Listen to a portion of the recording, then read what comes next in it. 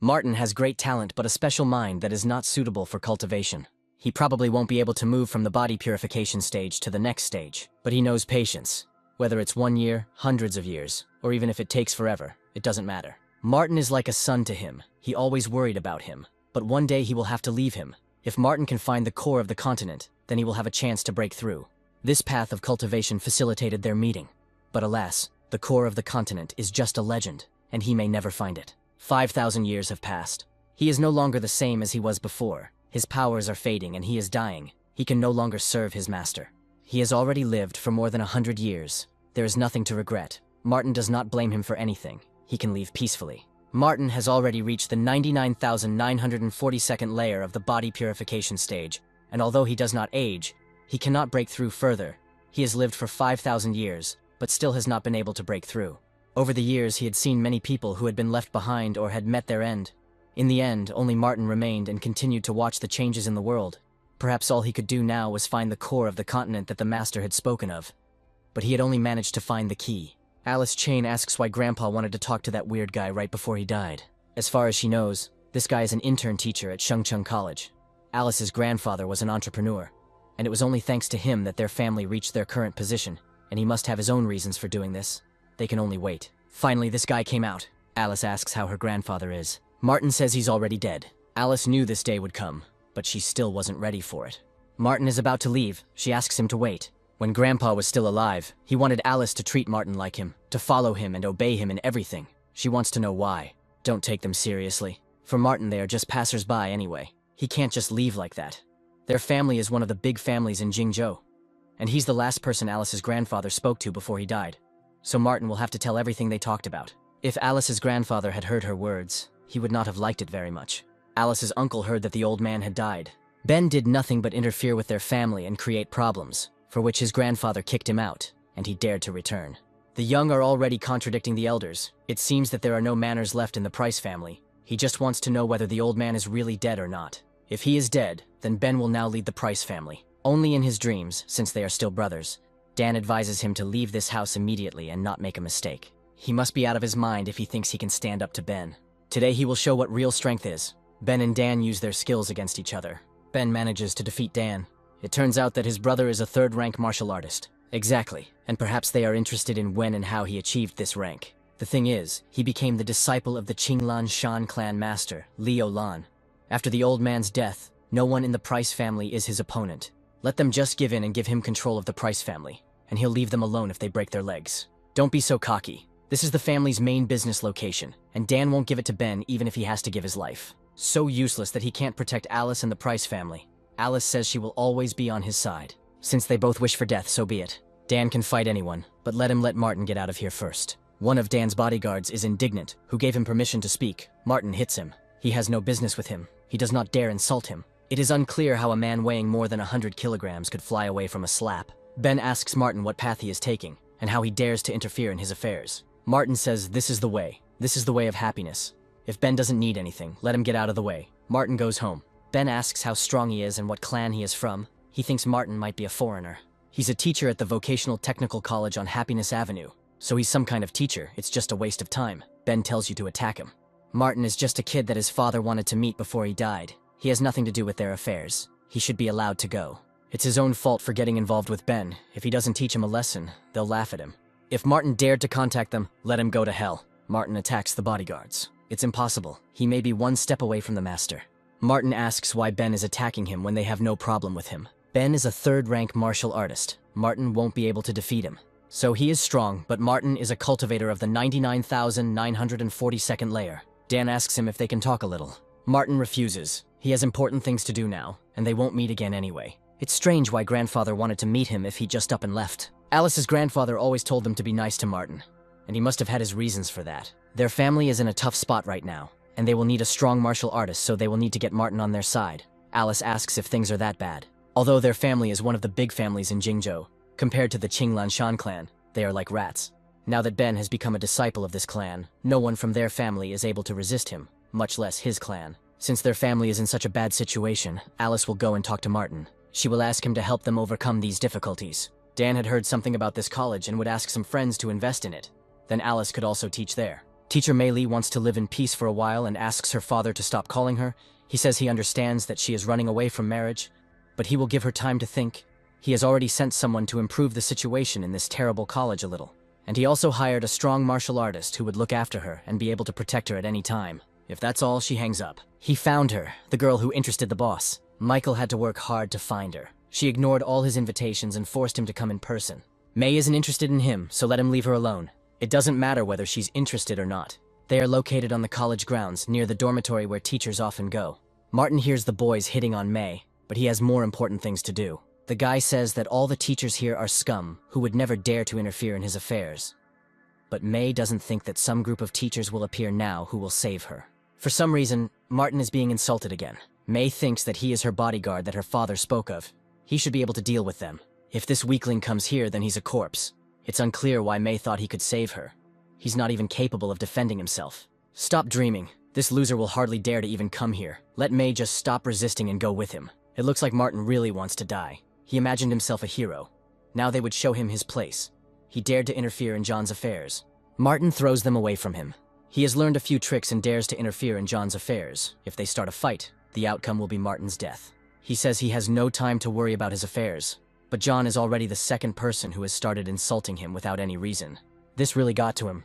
Then John will give him the death he so desires. Martin punches him in the face. He dared to hit him. John will show him. Martin continues to hit him. He says he gives up and asks not to hit him anymore. Now it's Mei's turn. She hits John with all her might. He asks her to stop and says he won't do it again. Here Mei's heel breaks. Martin catches her. Mei tells the boys to get out. Otherwise they won't get off easy next time. They run away. Martin did well. Finally, his father sent a competent bodyguard. Mei sprained her ankle, so let him carry her to her room and then get a bonus. Martin lets her go abruptly. He says he's not interested. How arrogant. Let him not blame Mei when she tells everything to her father. This is the last spiritual herb. It is quite difficult to find one now. Martin's cultivation is greatly limited without these spiritual herbs. Apparently, later he will have to visit famous families and bargain with them. They will probably have spiritual herbs. Ready. Martin is currently on the 99,942nd layer. The path to the core of the continent is too unpredictable and dangerous, so first he needs to prepare properly. And when he reaches the cultivation of 100,000 layers, perhaps some miracle will happen that will facilitate his breakthrough. And if not, then all that remains is to search for the core of the continent. He reached the 99,943rd layer. Several thousand years have passed, and he still continues to cultivate on this land, without aging at all. To avoid unnecessary problems, he has to change his identity every 20 years. Martin worked from the shadows to influence wars that took place throughout the eras. Now he is a teacher. It is a fairly easy job where he can relax and cultivate calmly. These cars cost at least 10 million yuan each. I wonder who owns such luxury. One of the students heard that the princess of the Price family, Alice Price, was coming to their college. But there is no need for such a princess to transfer to their college. Enough of these stupid jokes.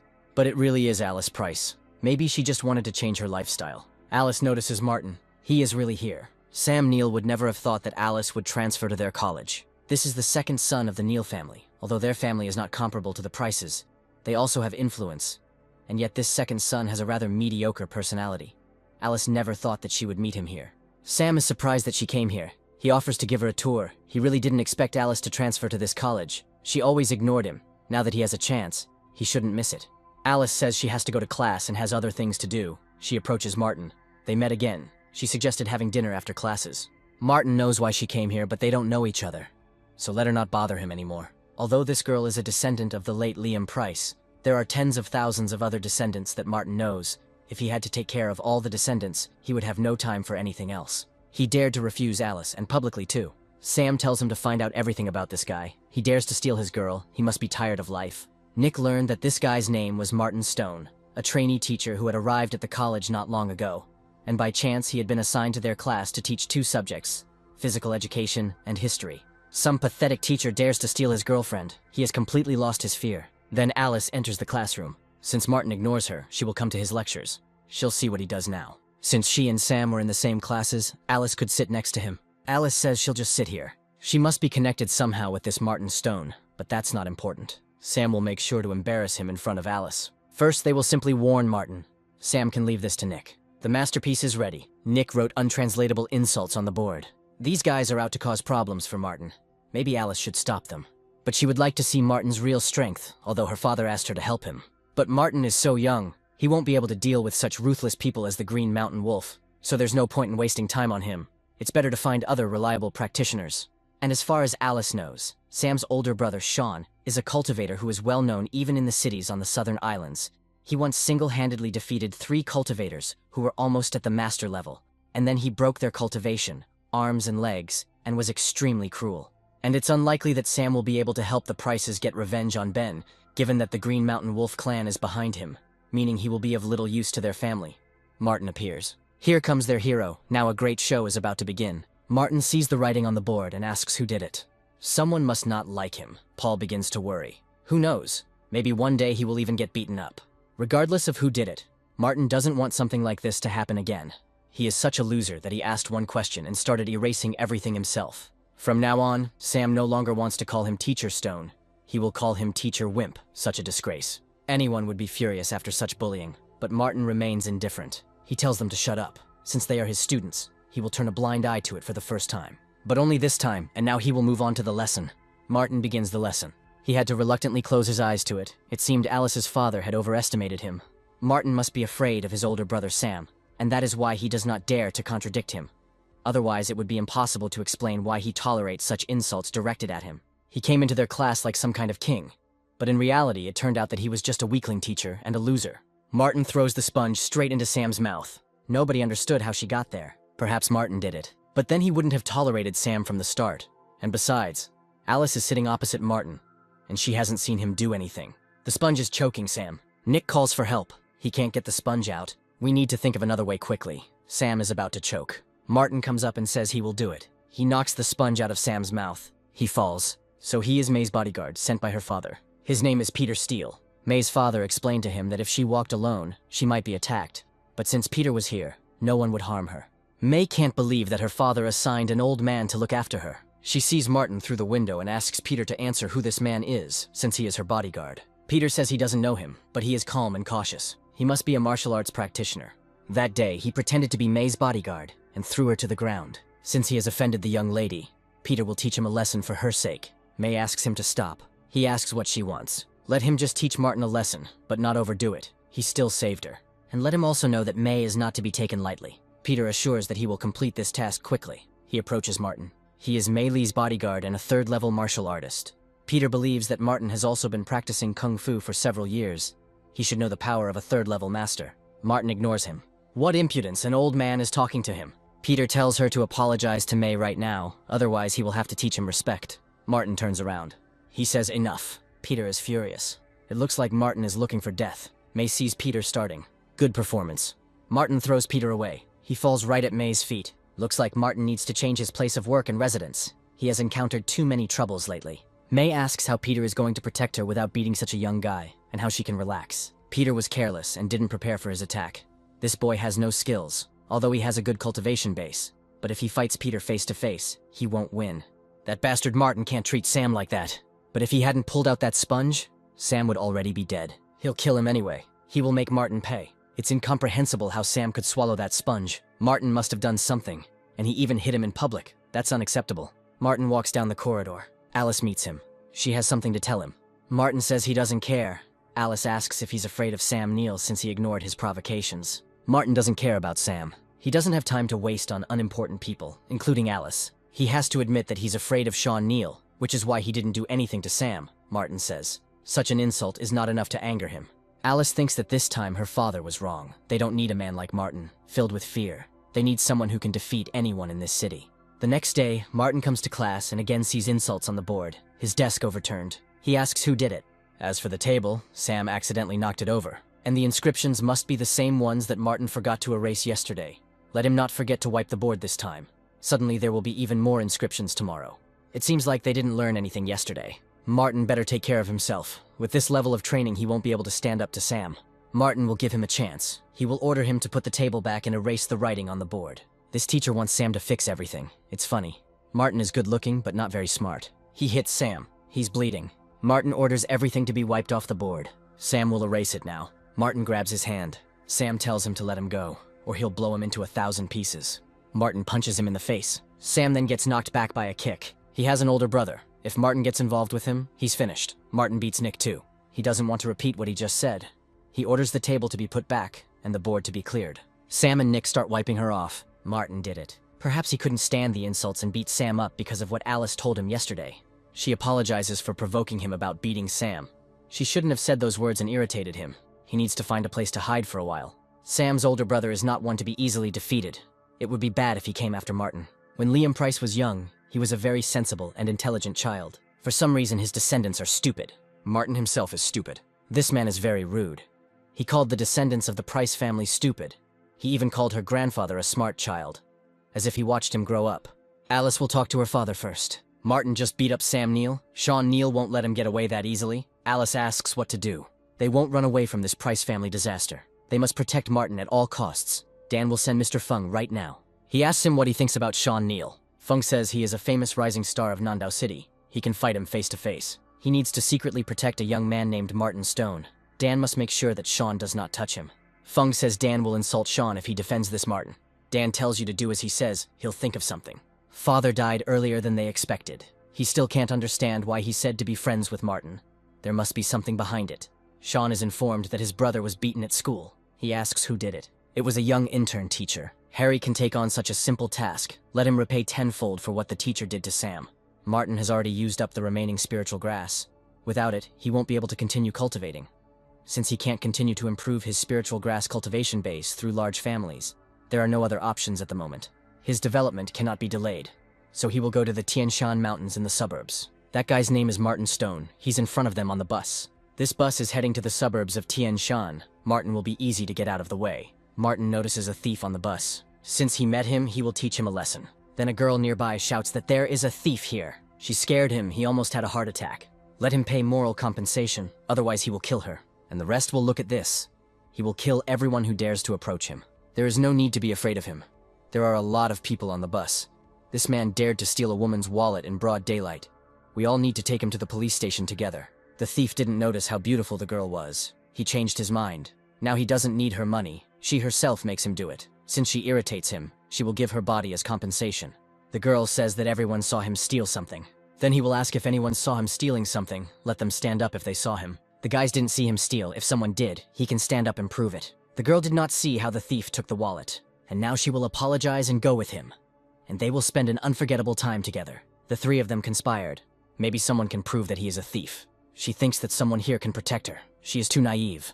The girl tells the woman whose wallet was stolen to take a closer look. Because it is hers. She can prove that he stole it. The thief asks if this is her wallet. If she dares to lie and blame him, let her not ask later why he is cruel. The woman says that the wallet is not hers. She did not lose it. She doesn't admit that it's her wallet because she's afraid of these guys. If this continues, these people will become even more shameless. If the woman said that she didn't lose her wallet, then she didn't lose it. The girl is provoking them. There's no need to put her at risk. She switches truth and lies. If the girl apologizes well enough, the thief will spare her. Let him come, he will take care of her. Martin grabs his hand. The thief says he dares not stop him from doing a good deed. He's annoying. Martin tells him to get off the bus or he'll break his leg. He has plenty of courage, but the thief will still kill him.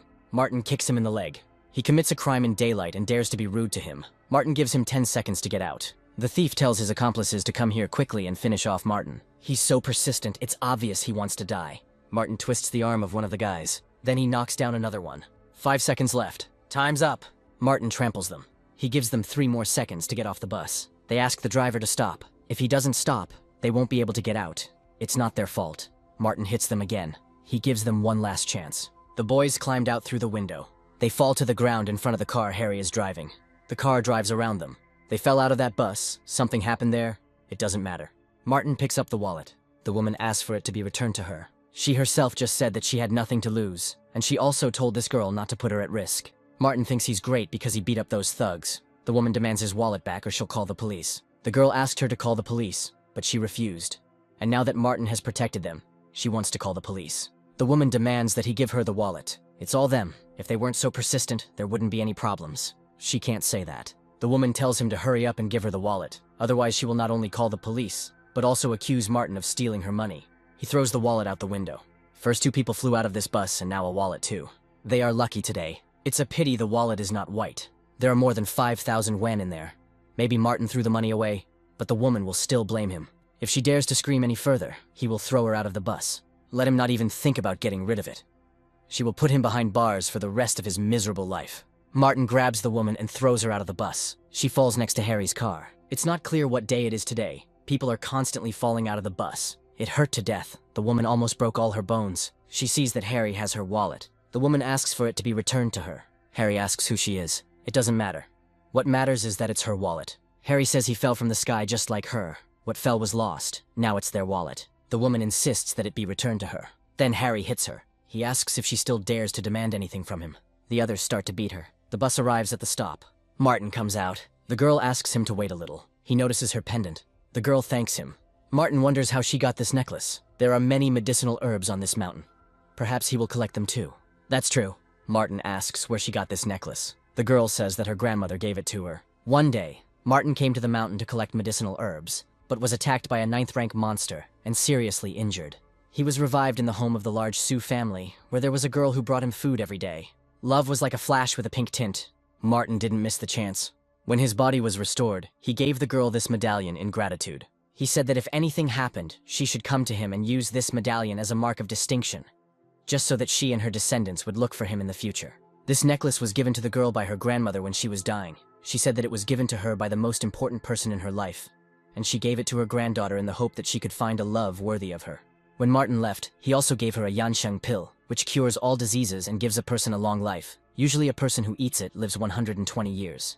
The girl is not sure if her grandmother died when the Sioux family fell and she and her grandmother were separated, but her mother says she died because of problems with the family. Martin calls the girl baby and asks why she needs medicinal herbs. Her name is Molly Sue, and she's not a baby. She's going to college soon. She came here to collect herbs for her mother. She is seriously ill.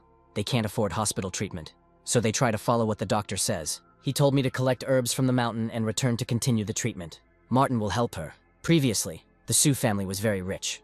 They could summon rain and control the universe. But time passed. The world became like smoke. In the blink of an eye, the Sioux family fell, and its founder died. Martin met the child of this family again, only he remained the same, but the world had changed. That's all Molly needs. She thanks Martin. It is unknown how many she would have had to collect if it were not for him. From what she described, her mother has a lung-related illness that requires a specific type of herb, Ganoderma flammea, to cure. This is the first time Molly has heard anything like this. Fire Ganoderma is an unusual herb. It cannot be found in the outskirts of the Tian Shan Mountains. While Martin was collecting herbs, he came across a place with fire Ganoderma. This place was in the heart of the forest, and was very suitable for the growth of this herb.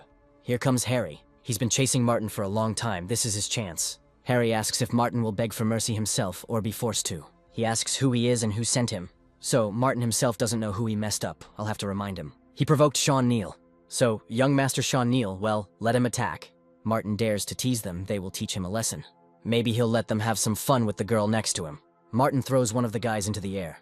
He falls. Martin asks if they will attack together or one by one. Harry is a level 3 martial artist. He's no slouch. He's been following Sean for years and will soon be level 4. Now Martin will see who the real master is here. This kid is going to die. He doesn't stand a chance against Sean Neal's top student. Harry attacks. Martin's blow sends him flying far back. Harry crashes into a rock. Those who came with him did not expect this at all. Let them come back and tell Sean the following. Martin doesn't want problems. Let him stay out of his way. Otherwise he will deal with them once and for all. The boys run away. Martin and Molly come to a place where the fire Ganoderma grows. There are some people here. You can just pass by. Her child's illness is killing his lungs, and the woman asks to collect Ganoderma for him too. Her child's illness is not serious. She is so impatiently waiting for him to recover. Matt will definitely collect the fire Ganoderma for her, and try to make sure that she will cure him.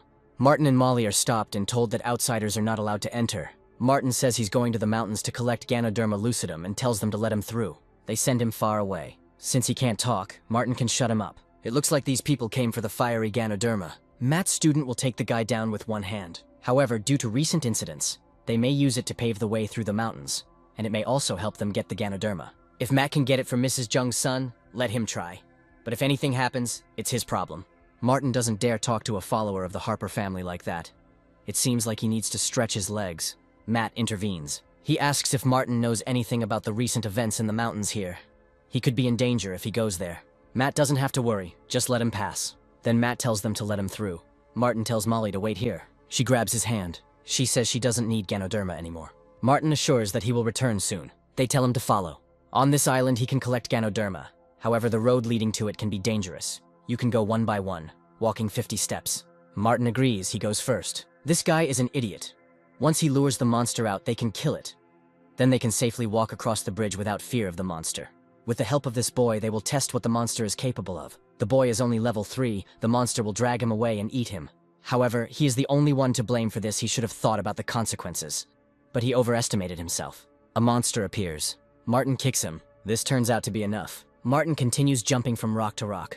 He walked 50 steps. Now it's the turn of those who brought him here. The monster may not have appeared, but another guy saw it attack Martin. Maybe this is their chance. Now the 3 of them can go through. There is no danger here, and Martin is walking so slowly. Here the monster appears again. Matt's students call on him for help. Matt tells the monster not to touch people. One of the students is drowning. It's too late. The temperature of the lake is very high, and even the water in it is decomposing. There is no point in saving the one who was dragged into the lake by the monster. He will not survive. It's Martin's fault. If he hadn't forced the fire beast out, his brother wouldn't have died. Martin doesn't understand why he can die, but Matt's student's brother can't. He will kill Martin for his brother. Matt stops him. This place is not safe. Let them get to the island first. It's better to keep Martin alive. They can use him. They come to the island. This is a fire Lingji. It is of the best quality. They are lucky. They will give it not only to the Yang family, but also to the Lord of the Mountain. He will definitely reward them.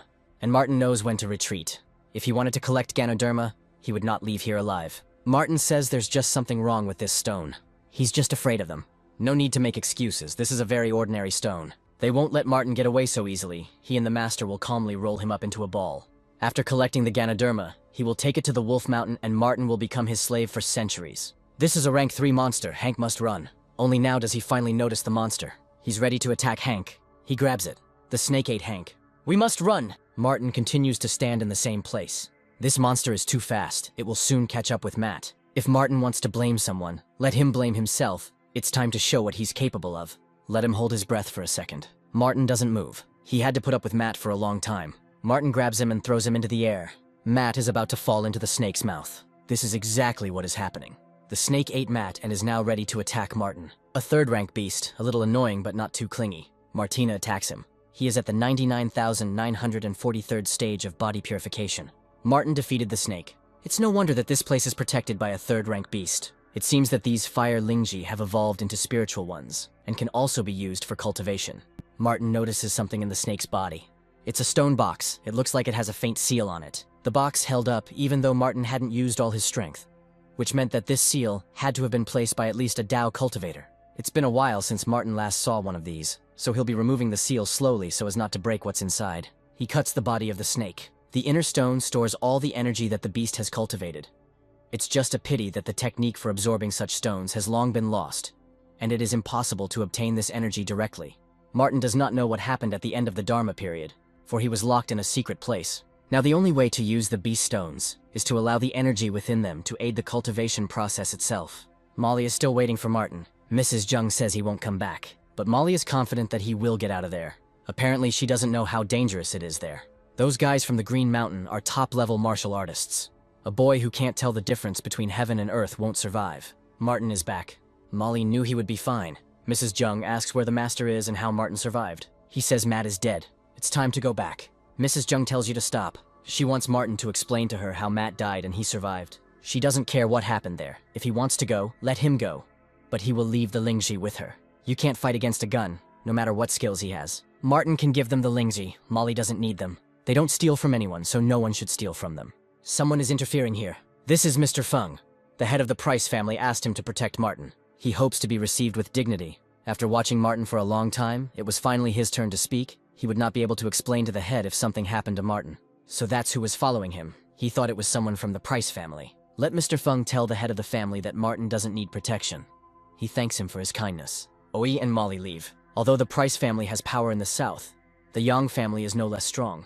Feng is in good shape now, but he can't stay like this for the rest of his life. There is no need to remind him of this. He is simply doing his duty. Martin and Molly return to town.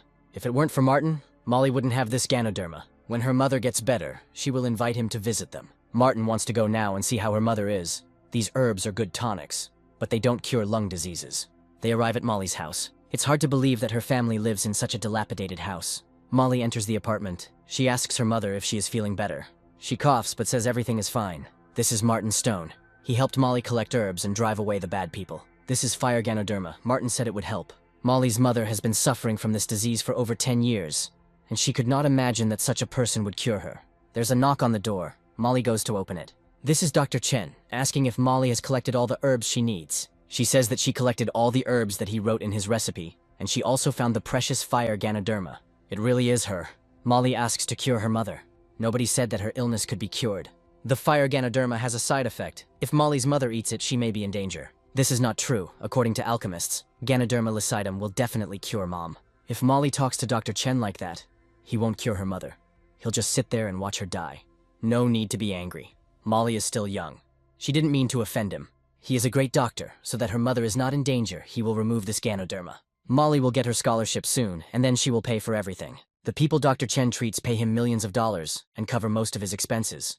Her measly stipend won't be enough. Since she can't pay in cash, let her give him the necklace she wears. It can cover her debt. This necklace is a keepsake left to her by her grandmother. Whatever Dr. Chen says is the law, Molly must not contradict him. She must be proud just to see him. He shouldn't care about the lives of pathetic people like her at all.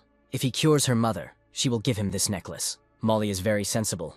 She has no idea how lucky she is to have met Dr. Chen at such a young age. Martin calls him an old bastard.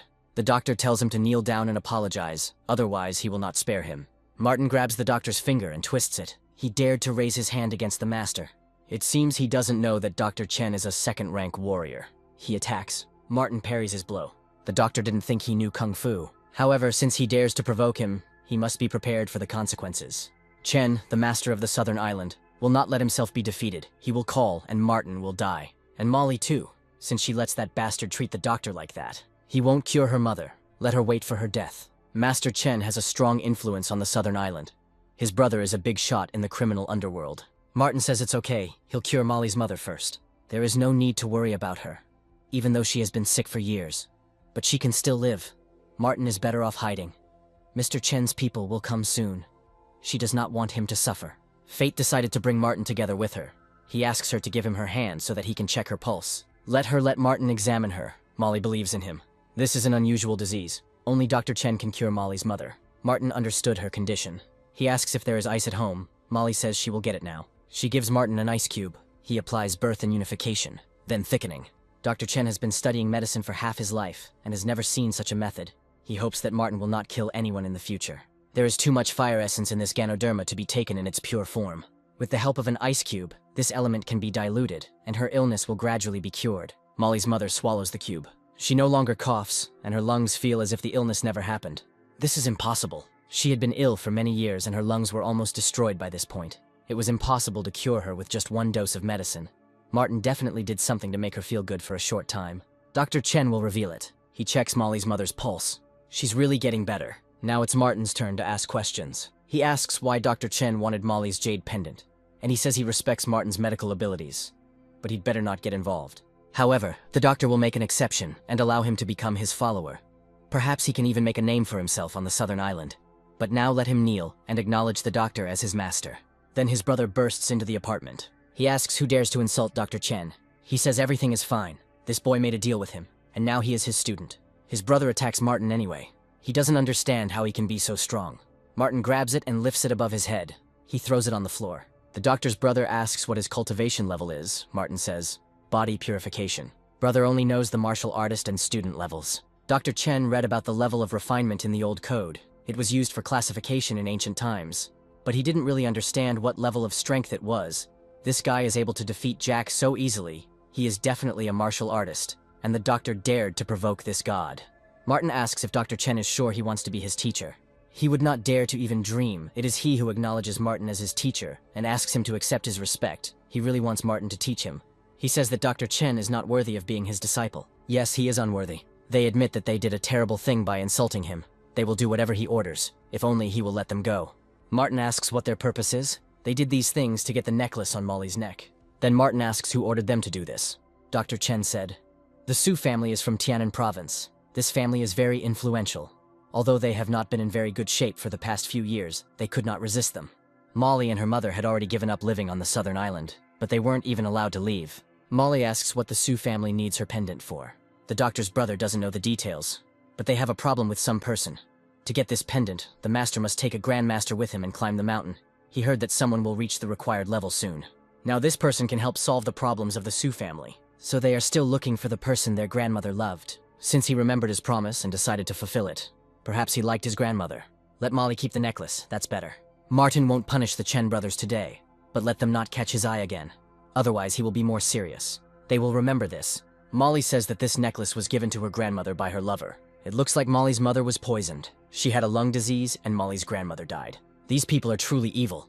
Martin hopes they learn their lesson and don't cause any more trouble. This is high-quality fire Ganoderma. Maybe Martin will be able to take it to the next level. He extracts the core.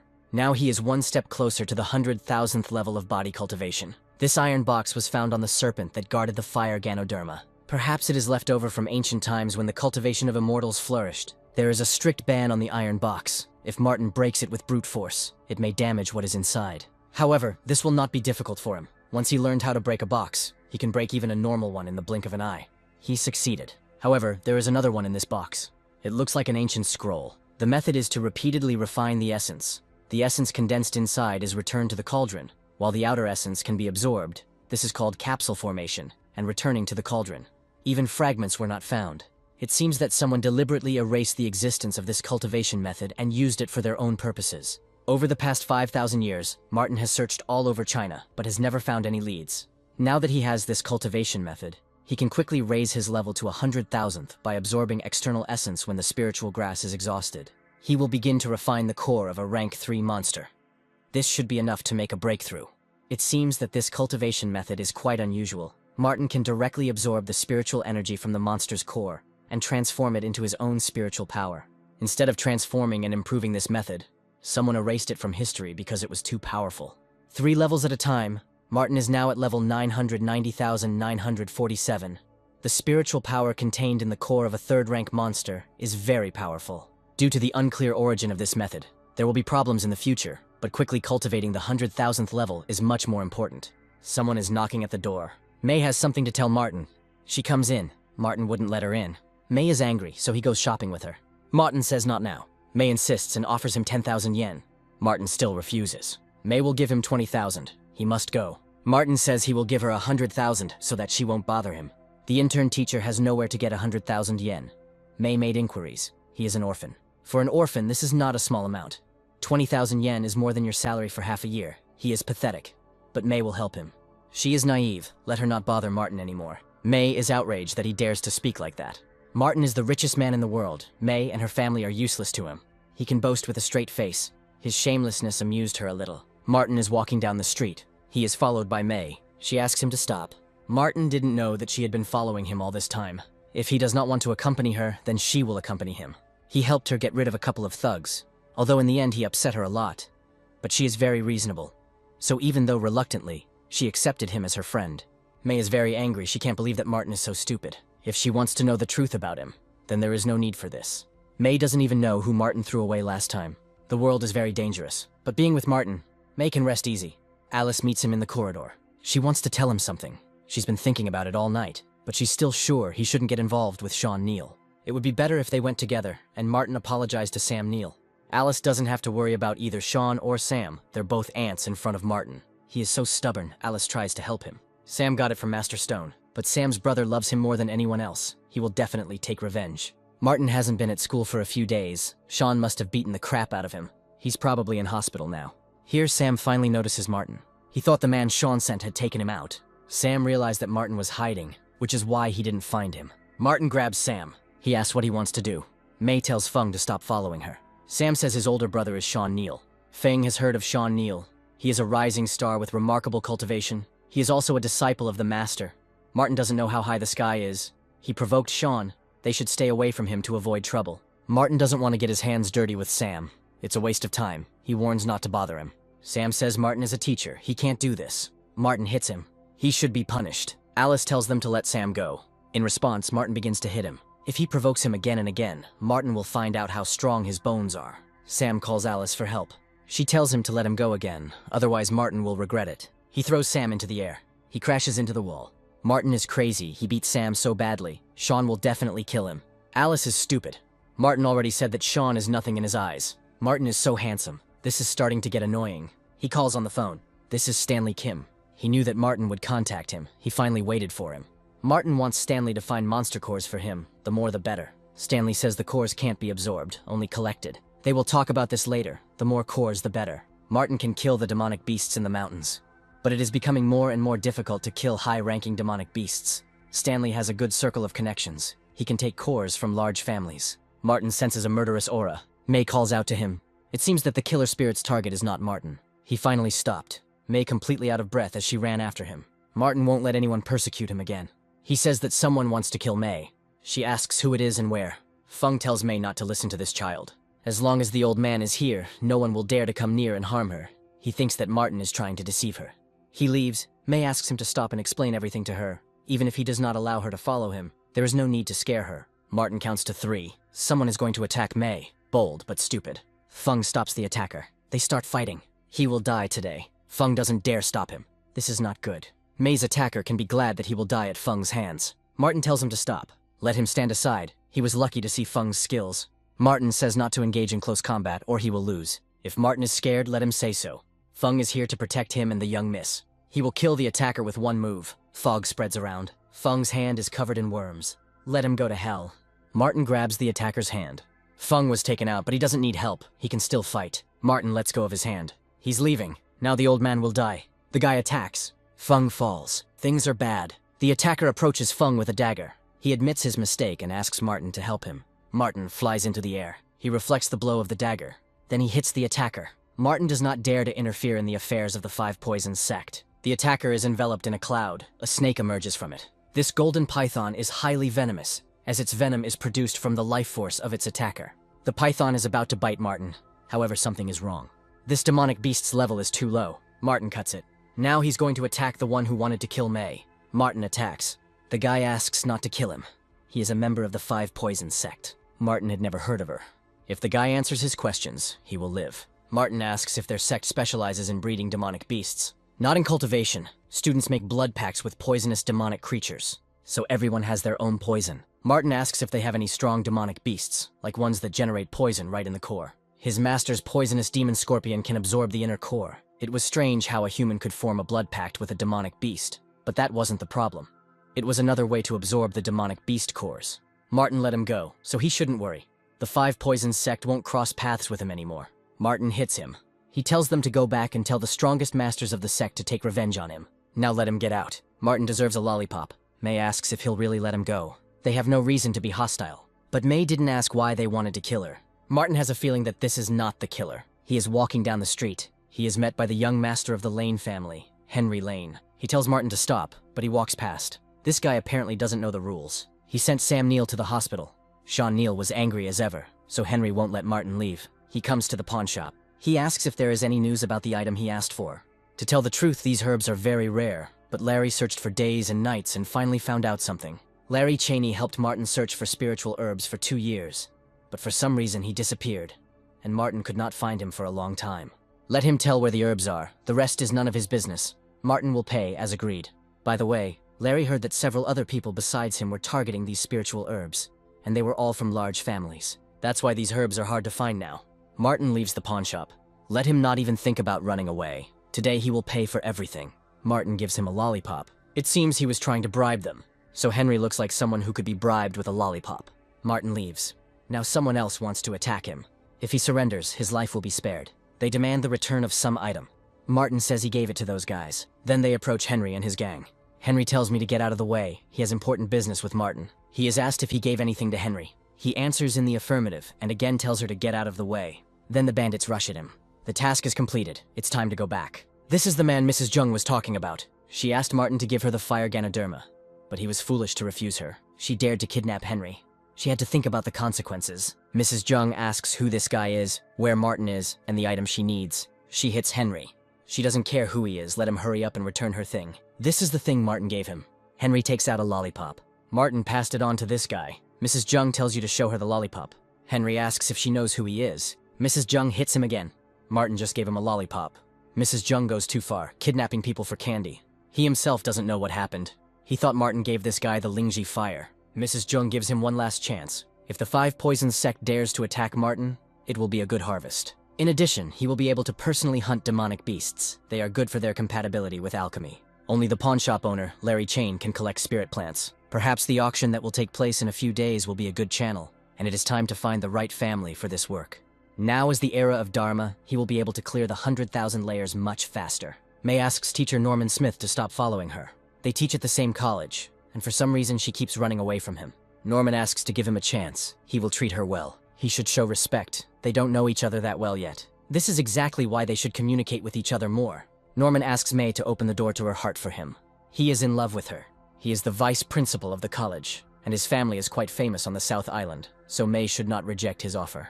Look at him, he's all ruffled up. May doesn't like him.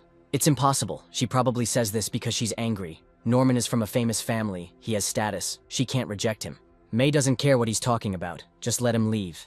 Norman doesn't believe it. She probably thinks differently, he knows. Girls are very shy. He is perfect for her and will treat her like his girlfriend. May notices Martin. She has a boyfriend, so Norman should leave her alone. May calls Martin her husband and says that this guy is bothering her. Martin says they are not married. He may not be her husband, but he's definitely her boyfriend. Norman didn't expect such stupidity from her. Martin is just a trainee teacher. It's none of his business who she likes. Norman asks Martin to come over. He wants to talk to him. Martin says he doesn't have time. His business is none of their business. As deputy director, Norman orders that he be heard. He doesn't think Martin is worthy of May. He's been working at this college for about 2 or 3 years now, and he's still a trainee teacher. It is unlikely that he can afford a luxury house or a new car, since he barely makes ends meet on his salary. Women need protection that Martin cannot provide. He won't be able to do anything with his small and fragile body. Norman can handle 3 of his kind. So he advises him to stay away from May. It will make her happy. Martin agrees. He agreed. Such a simpleton. He wouldn't even dare utter a peep in front of Norman. That's because Martin treats him like a piece of shit. May is too lazy to talk to him. A member of the 5 Poison sect says he has never seen such a terrifying person. He himself asked to tell the strongest members of the sect to take revenge on him. In that case, it is the business of the disciples of the 4 guards. Let them figure it out themselves. The 4th Guardian's Thunder Python will soon make a breakthrough. It just needs fresh blood and meat. He would take this opportunity to go beyond the sect so that the Thunder Python could advance and transform into a heavenly Thunder Python. Norman meets Martin in the college corridor. He asks to take this and invite May to this place. Martin asks why he should help him. Norman already invited May, but she refused. If Martin does a favor for him, he will become his little brother, and Norman will take care of him. Martin says Norman is mentally retarded. He doesn't dare talk to him like that. Sam didn't show up. If things get worse, Sean will probably take action. Teacher Stone was unlucky enough to provoke the Neal family. He had practiced enough that Norman had specifically asked the Education Bureau to test him today. If he can pass this test, he will become a full-fledged teacher. But if he doesn't pass it, then, unfortunately, he will be fired. The trainee teacher is also a worthy competitor to Norman, and May will fall into his arms when Martin is fired. Norman invites the professors to sit down. Today he invites them to evaluate a trainee teacher. These very important people were sent by the Education Bureau to evaluate the work of the college. But Norman will be able to use them to evaluate Martin. He heard that they are very strict in terms of the quality of education, so this meeting is the end for Martin. The college principal was unaware of Amanda Gray's arrival. At first, the Education Bureau sent several academics to inspect the work. Then, an academic genius arrived, famous not only in the country but throughout the world as the youngest Nobel Prize laureate. The director doesn't need to go after Amanda. She's here to find her father. It is not known why Norman asked the inspection team to evaluate the trainee teacher, but it is good that Miss Gray's father is on the team. Martin may begin. Next, they will talk about King Chinjo. He was a very educated man and also had good military skills. When he was enthroned, the Qin dynasty was suffering from internal and external problems, and the palace was on the verge of collapse. The king was the one who tried to turn the tide of the river and extend the reign of the Qin dynasty for many years. Everyone knows that King Chinjo was a frankly weak ruler and a tyrant, fierce, evil, and cruel. What Norman knows is just an image from literary works. The real King Chinjo was not only handsome and extraordinary, but also a wise, resourceful, and warlike man who united the Southeast, united with the barbarians of the East, and accomplished many great deeds. Martin is talking nonsense. It's as if he's met the king personally. He met him and even had a drink with him. Unfortunately, the king was born at the wrong time. He said that the world was in a state of change, where division would inevitably lead to unification, and unification to division. Teacher Stone is right. In just a few words, he was able to accurately introduce and describe Chinjo, which means that he has made incredible efforts in studying history and has a great future ahead of him. To find the historical truth, to dig it up from all the past time and to pass it on is their duty as teachers. It turns out that Martin really does know history. No history lesson required. Norman suggests talking about math. Martin is a history teacher, not a math teacher. Here students study all subjects. He cannot study only one subject. Only general subjects can be taught by analogy, which is more in line with their teaching requirements. Martin did not prepare for the lesson and did not bring his math textbook. He can show his level of knowledge without preparing for the lesson. Let the professors write a test for him. If several of them decide that his level is too low, then today will be a difficult test. In this case, Martin will explain the deformed Hermitian-Yang-Mills equation. This is heard by Amanda, who is passing by the audience. The principal says that a trainee teacher is giving a lecture inside. Amanda asks him to be quiet. In the field of complex numbers of geometric research, two equations from physics are of decisive importance. One of the Hermitian-Yang-Mills equations has become the standard model of quantum mechanics. Another is closely related to the theory of relativity. This is a way to solve these two equations under the condition of stability. Norman asks if what Martin said is true. To be honest, they don't know. What was said to them requires deep study. They could hardly understand it. The professors couldn't understand what he was talking about, so it was complete nonsense. They couldn't understand, because they weren't good enough. Martin asks if Norman is qualified enough to tell him he's talking nonsense. After 5,000 years of immersion, a long life of secrecy, and an uninteresting period of purification, he mastered all the knowledge of people when he was bored. These are the most famous professors in the country, appointed by the Education Bureau. While they can't confirm the accuracy of what Martin said, he certainly wasn't talking nonsense. It's true that they are not good enough. It's hard to believe that Martin's level is really so high that even several professors couldn't understand his lecture. His grade will be reviewed until the professors figure out what is right and what is wrong. Amanda didn't expect that the most difficult problem in differential geometry would be solved by a teacher in this college. Martin is amazing. Everything he said is true and incredibly important. It is very possible that he will be awarded the highest award in mathematics, the Philosophy Prize. It was very ridiculous and ignorant to consider his assessment as failed. This is disrespectful to academics, so Norman should apologize to Martin immediately. He, a worthy deputy headmaster, has no intention of apologizing to a trainee teacher. The director hits him. What Amanda Gray said is undeniable. She is a national treasure of the academy, a genius. It's good that the professor's daughter is here. She's the only one who can understand what Martin is talking about. If she thinks that what he said is true, then it is. On behalf of the Education Association, the professor confirms that Martin Stone has passed the assessment and will also inform the association of the outstanding results of his research, which is an honor for their college.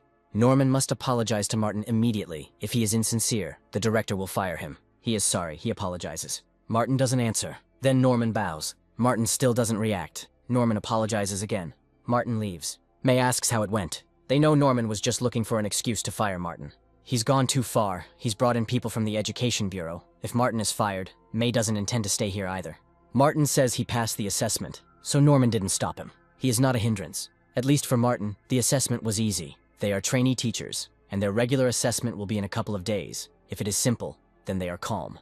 Martin easily passed the assessment even in the presence of people from the Education Bureau. They certainly won't have any problems. Perhaps what Martin said deserves a Nobel Prize. The Philosophy Prize is the same as the Nobel Prize, only in mathematics. Martin certainly deserves such an award. This girl must be Amanda Gray, a genius, and she gave Martin such a high rating. It turns out that the assessment for promotion at this college is so terrible that you have to be a genius. The Price family is now weak inside and out. There were a lot of people who wanted this fatty piece of meat for themselves, but Martin Stone ruined everything. But now the Price family has fallen into Ben's hands. Green Wolf Mountain Hall.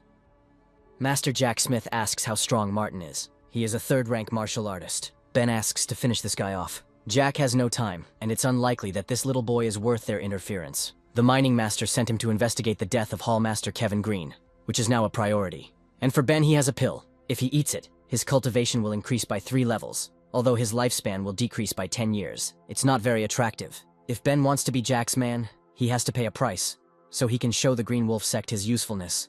He can't even handle a small master. Jack is a little disappointed in him. Ben will kill Martin and take over the Price family as quickly as possible. At night, he comes to the dormitory where the teachers live. Martin must live here. This little guy will die today. Martin is a cunning and unusual person. Last time he deceived them, so they will not talk to him. They will just throw him in a bag and hand him over to Mrs. Jung. They are also going to break into the hostel. Ben climbs through the window. It seems like no one is home. Martin appears from behind and asks what he wants. Ben was looking for him. Let him go to hell. Martin strikes back. He really is something else.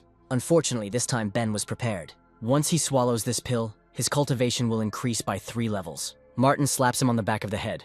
Ben falls. A fight is a fight. There's no point in idle chatter. Soon, bandits break into Martin's room. One of them thinks they have found it, but it's actually Ben. They put him in a bag. The mission was successful. They are returning.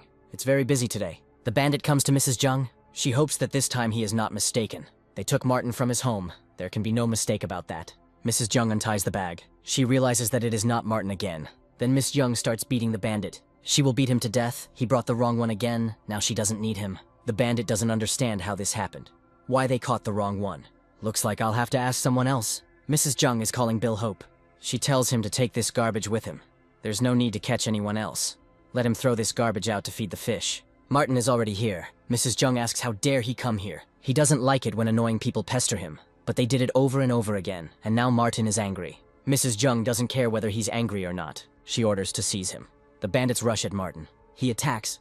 Martin dealt with all the bandits, and he is strong. It is not surprising that he dared to come here alone. It's better to settle everything peacefully. Mrs. Jang really needs the fire Ganoderma to cure her son. She will give him $1 million. Martin says he has used Ganoderma before. Then Mrs. Jung calls Bill Hope again. She tells him to beat Martin half to death. He should have agreed to Miss Jang's proposal. Low-ranking fighters, especially those like Martin, may seem strong to ordinary people. But in the Yang family, they are not even worth mentioning. Martin doesn't like it when there's a lot of chatter before a fight. If Bill doesn't make the first move now, he will. Bill attacks. However, for some reason his blow misses. Now Martin is attacking him. Bill falls. Let Mrs. Jung not cross Martin again, or he will have to hit the woman. Mrs. Jung asks why Bill lost. This guy is not as simple as he seems. It is better not to mess with him in the future. Things are bad. The young master is not feeling well again. Earlier, Mrs. Jang asked her son if he was okay.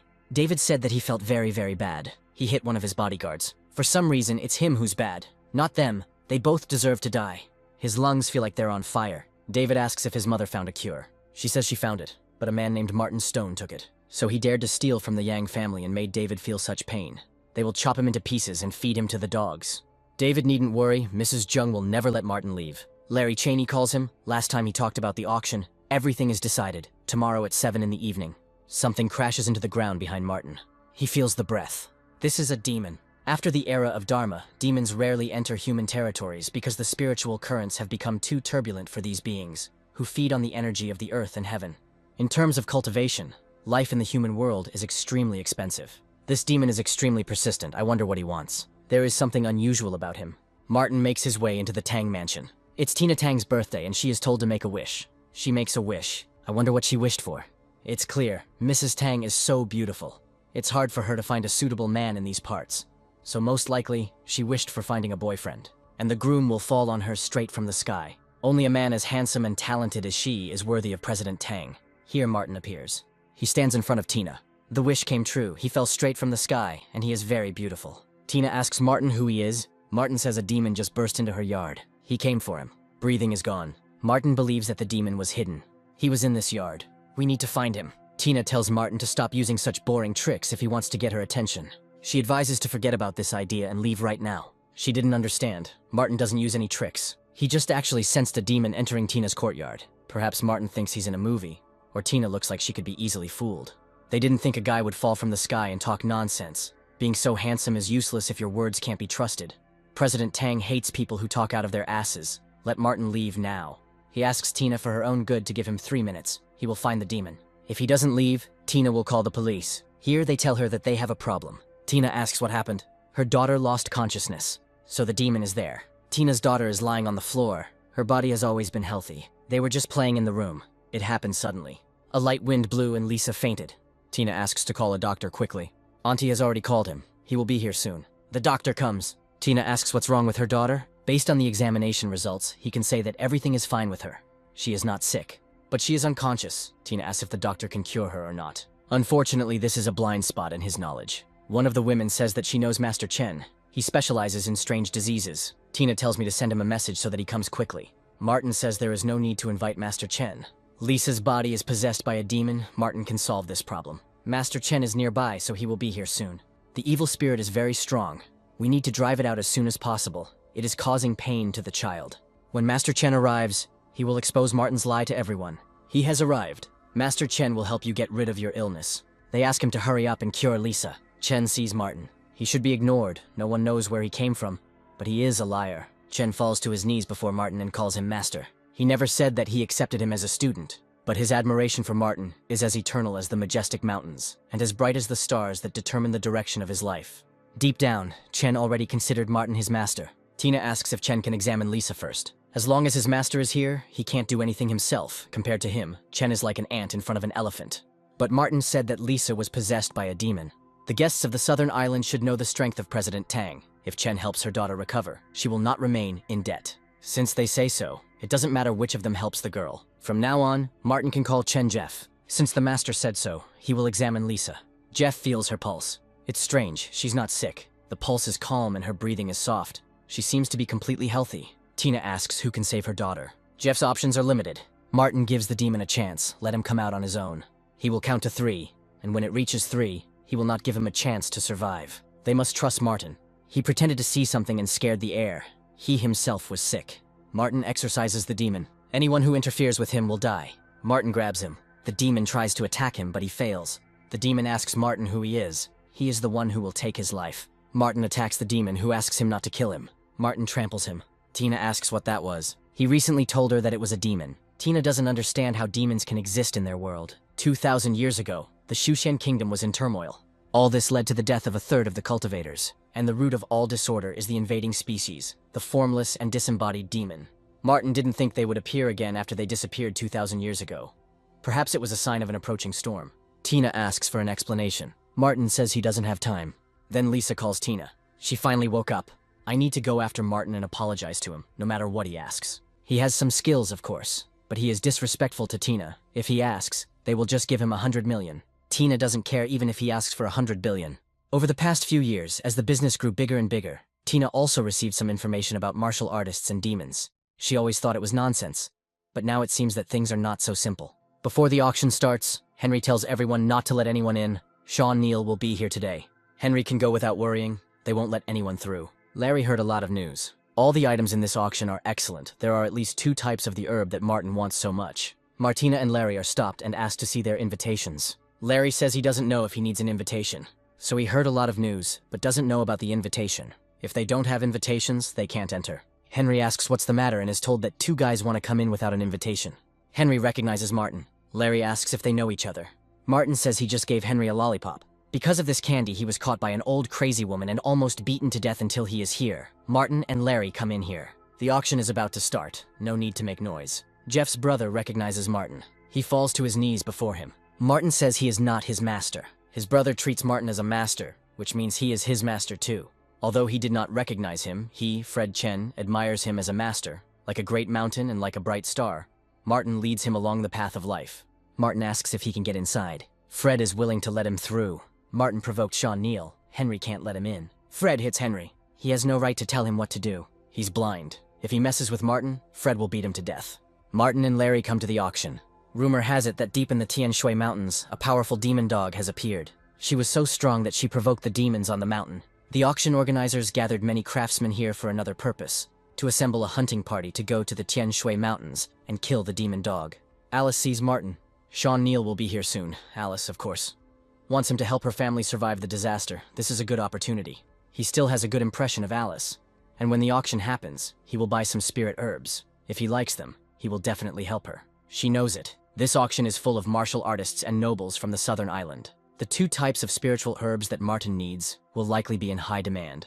Everything is as usual. Larry can give him money in advance. No matter how much it costs, he must receive the spiritual herb. Later, Martin will transfer the money to him through the Ruishi Bank. Everything here is so luxurious. It's no wonder that the part-time salary here is much higher than in other places. This time, Molly will be able to buy more tonics for her mother. Even though her illness was cured by Martin, she still needs time to recover. Molly accidentally bumps into a visitor. The drink is splashed on her. Molly asks for forgiveness. Let him shove his apologies up his ass. It was quite obvious that it was a woman who collided with her. That's because Molly is blind. She's the waitress, and she should know how to avoid this. Gregory Steele appears. He asks what happened. Today is so bad, and that waitress spilled wine on her. The worst thing is that this girl still doesn't admit her guilt. She's in big trouble. Cheryl Brown is the daughter of the CEO of the Tang Group, and they are well-known local tycoons. Molly doesn't understand what he's talking about, but she's not wrong. It was Cheryl who attacked her first. I wonder what these 2 are talking about with this girl. This is the son and daughter of the Tang Group executives. Tang Group has amassed over $10 billion in just 3 years and dominates the market. Molly is truly ignorant. Gregory will give her 2 options. Let him either compensate Cheryl for the damage to her clothes, or get on his knees and apologize. Kneeling in public is not nice. If Molly is not up for it, Cheryl will slap her and that will be the end of it. This will serve as a lesson to her. The next time they see each other, Molly will hide from her. Martin stops Cheryl. She asks who he is and how he dares to interfere in her affairs. Gregory tells him to let go of her hand and not be so curious. Martin lets go of Cheryl's hand. He asks Molly what she is doing here. She says she works here part-time. Cheryl thinks that Martin is Molly's brother. It's good that he came. He needs to pay off the debt. He understands very well that it is Cheryl's fault. So she's the one who should apologize to Molly. Martin must have been hit on the head by a donkey and asks Cheryl to apologize to the waitress.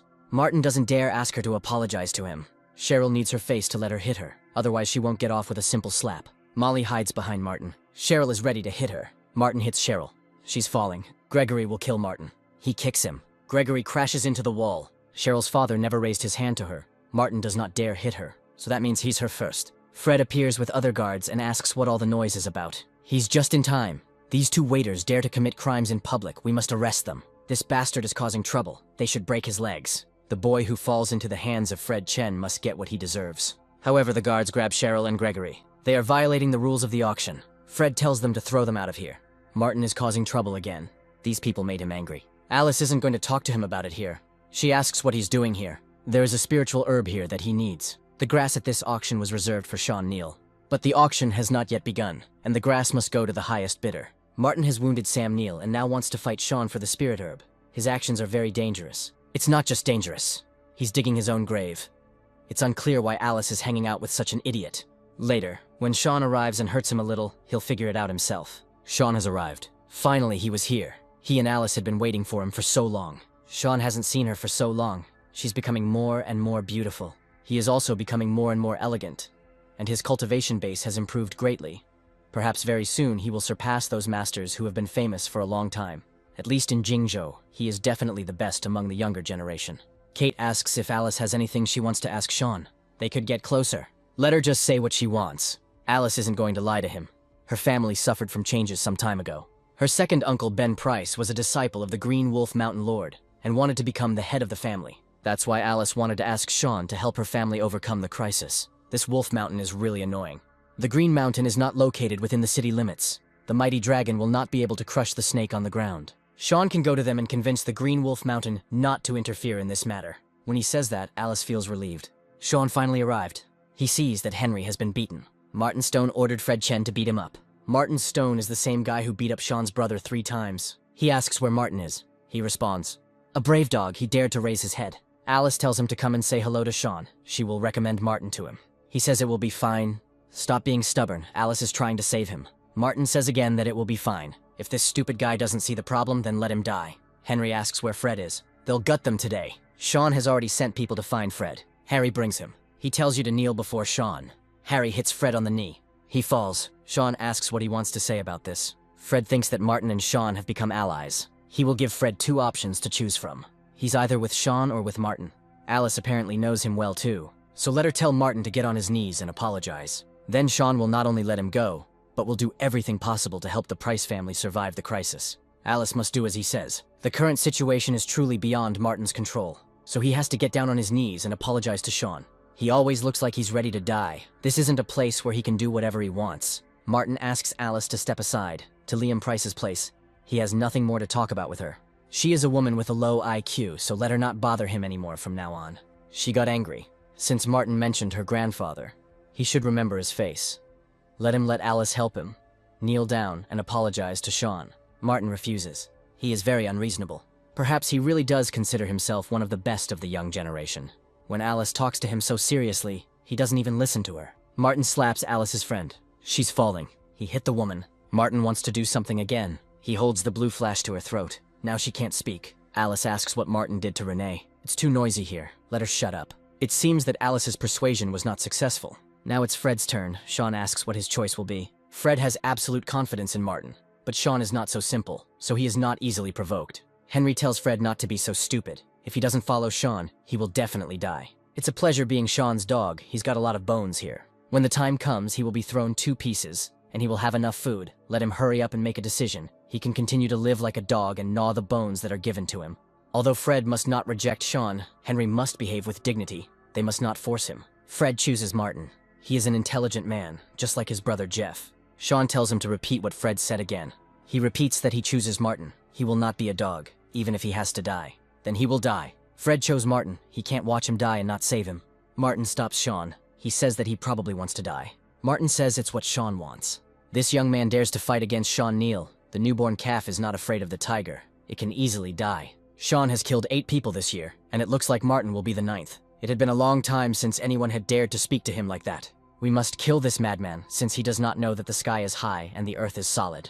Alice asks Sean to be merciful. After all, it's an auction. No need to make a big deal out of it. It is announced here that the auction will begin soon, and everyone is asked to take their seats. Since Alice asks, Sean will let this child live a little longer. They will pay off the debt after the auction. Sean wants to hug Alice. She says there are too many people here. There were already too many of them to begin with. Sean has a separate room on the 2nd floor. They can go there and talk in private. Today, Alice will sacrifice herself to save Martin. Larry was scared to death and asked how he could have gotten into such big trouble with Sean Neal. The young generation he belongs to is thriving in Jinzhou. Martin must be careful. It doesn't matter.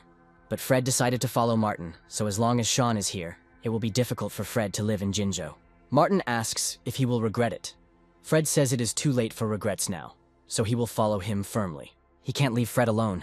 Lately, Martin has been trying to find a family to do the work for him. Maybe Fred is just the thing. The auction is officially open and the first lot is sold without further ado. This is an ancient sword of unknown age. It is said that it was found in an imperial mausoleum.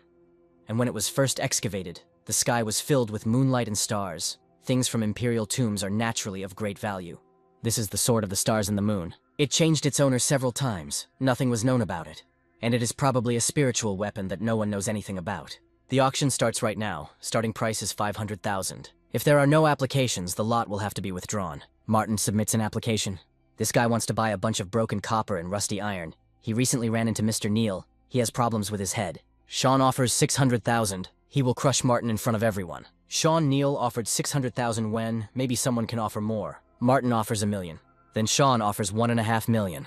He will offer 100,000 more than Martin every time. He offers 5 million. This is a rusty iron sword, not worth gambling for. It doesn't matter. Martin has money. Alice tells Sean to forget about it. No need to be mad at Martin. No way, Sean will make him lose all his money. Martin wants to buy a broken sword for such a big amount of money in order to fight Sean. He really has problems with his head, and Alice thought highly of him. Martin offers 10 million. This kid is really rich, but he's more likely just a loser. This idiot spends 10 million on trash. This sword has a chance of becoming a spiritual weapon. But in the end, it is an illusory chance. It is almost zero. Even though he is an employee of the auction, he still advises everyone to calm down. This kid really dares to bet. He can hardly be an ordinary teacher. It's unclear where he got 10 million from. He's probably pretending. They'll see how he pays later. Sold. The host congratulates the young man on the purchase of this ancient sword. Larry will pay for Martin. Now this ancient sword belongs to him.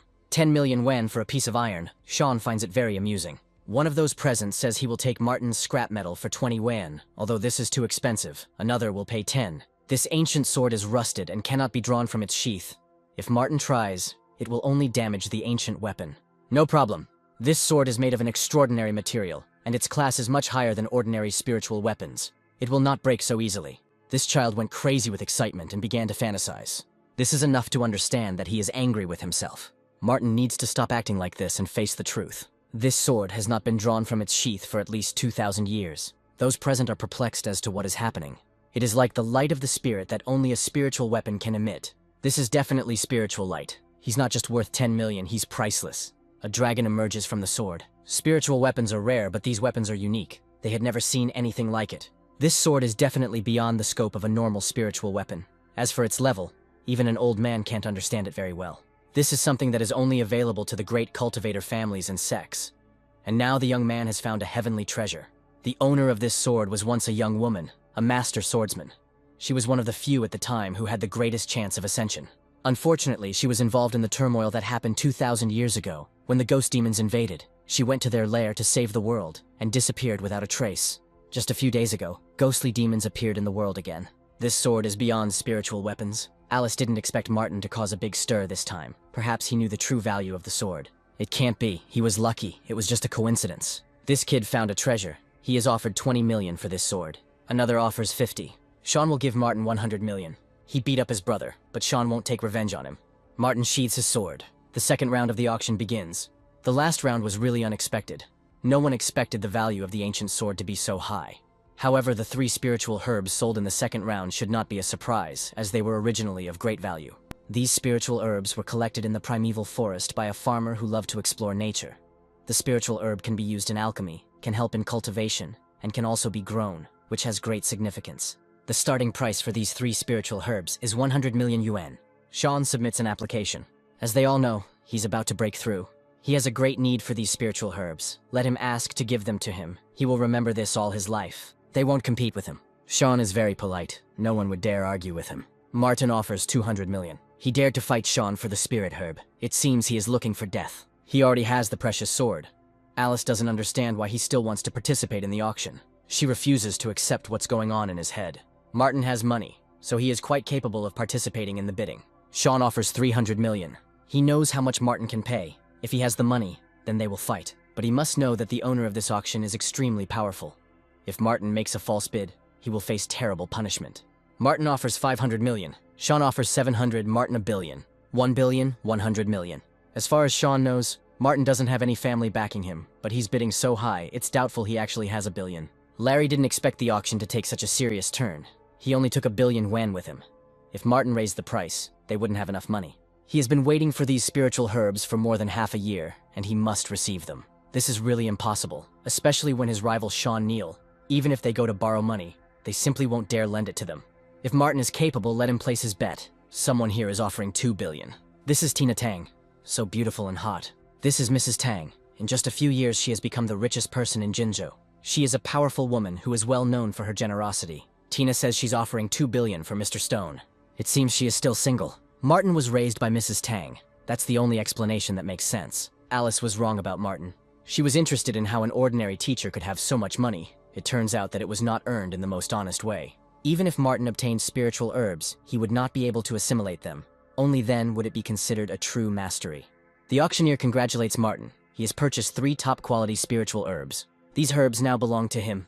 Martin says he will accept them, but he will pay the money himself. He jokes. He saved Tina's daughter's life. These 3 spiritual herbs will be her gratitude. Martin is ready to leave. Molly calls out to him. She asks when he has time. Her mother wanted to thank her. Molly invites him home for dinner. He says he will come today. He would also like to take a look at the condition of Molly's mother. Tina asks if Martin will let him give her a ride. She also has something to tell him. He agrees. Tina will personally drive. Martin and Molly exit the building. Molly thinks that Martin is very rich. He has no shortage of money, but there are many things he cannot buy with money. Molly has no money, but she understands him. She had heard that rich people were unhappy, and she had never seen Martin smile. She asks if he is happy or not. When Martin was a boy, he had reached the 9th level of body cultivation and was ready to break through. The master said that he would teach him more powerful techniques when he broke through to the next level. With his qualities and cultivation, he will definitely become the best in the future. When they rise together, a good story will be told about them. And now Martin is the only one left. These pathetic relatives finally crawled out. They will kill these fools. Cheryl is furious. A couple of poor bastards think they can argue with her. She'll beat them up so badly they'll be crippled. They are members of Tang groups, they have money, and they will get it when everything is done. The boys guarantee them a show. Molly asks Martin what he's thinking about. He says her question reminded him of something from the past. Molly believes that it is important for people to enjoy life. Happiness is the most important thing. Although it sounds simple, it is difficult to achieve. She hopes to see a smile on Martin's face in the future. Then someone calls out to him. They were waiting for them. Today, Cheryl will undress Molly and take her outside. Gregory will see how Martin can escape from his grasp without Fred's support. They will teach him a good lesson. This girl is very beautiful. He will do it when she undresses. Cheryl says he can do whatever he wants. Martin says to wait. It seems he is going to beg for mercy. It is useless. By provoking them, he provoked the King of Hell. There are cameras everywhere. If they are going to have a showdown here, it will bring even more problems. Naive, they turned off the cameras in advance, so today they will play with him whatever they want. Then everything is fine. Martin is glad they took care of it. He attacks. Gregory orders him to be killed. Martin killed everyone. Let him stop playing the fool. They are members of the Tang group. Gregory is the King of Hell, so he has nothing to fear. There's a difference between messing with them and messing with the King of Hell. They've got the Tang group behind them. Martin's going to get on his knees and apologize in a heartbeat. And Cheryl might not tell anyone what happened today. Martin hits her. Cheryl asks how dare he hit her. There's nothing wrong with that. She has a mouth that needs to be shut. Martin had the courage to do this. He asked for it himself. He says he didn't let Gregory go. There's no need to be so arrogant. He doesn't believe that Martin would dare to do anything to him. He twists his arm. Here a car pulls up. Tina comes out of it. Cheryl asks to save them. This bastard dares to be rude to them. They just wanted to teach him a lesson. Cheryl didn't expect him to dare answer them. Knowing that they were members of the Tang group, he dared to hit them, as if the Tang group was nothing to him. It was an insult to all of them, especially to Miss Tang. So they provoked Martin. Tina is wrong. This bastard contacted them himself. Tina hits Gregory. Cheryl asks what she is doing. Then Tina hits her too. Let them open their dog eyes, they dared to provoke Martin. Tina is very sorry, it's her mistake. She allowed the son and daughter of the group's leaders to do whatever they wanted, including provoking Martin. Tina tells him to kneel down in front of him and apologize. Cheryl and Gregory kneel down. Gregory apologizes. He didn't know Martin knew President Tang. They have eyes, but they haven't seen. Cheryl asks to forgive them this time. Tina asks if Martin still has any complaints. He says that he leaves everything to her. Tina tells Cheryl and Gregory to go back to their parents and tell them that they are fired from Tang Group as of now. When Father Gregory finds out about this, he will break his legs. Cheryl's mom will kill her. They will admit they were wrong. They ask to be forgiven. Martin and Molly get into Tina's car. She says that she wanted to ask Martin for something. After a recent incident, Tina's daughter became depressed. She lost a lot of weight. The doctor said it was because of shock. She was taking too long to recover. When Tina saw Martin's miraculous abilities, she was amazed. That's why she wants Martin to be Lisa's teacher. Tina knows that he is a great man and will not accept students so easily. But for this, she will give him 30% of the shares of Tang Group as a gift. Tina must think.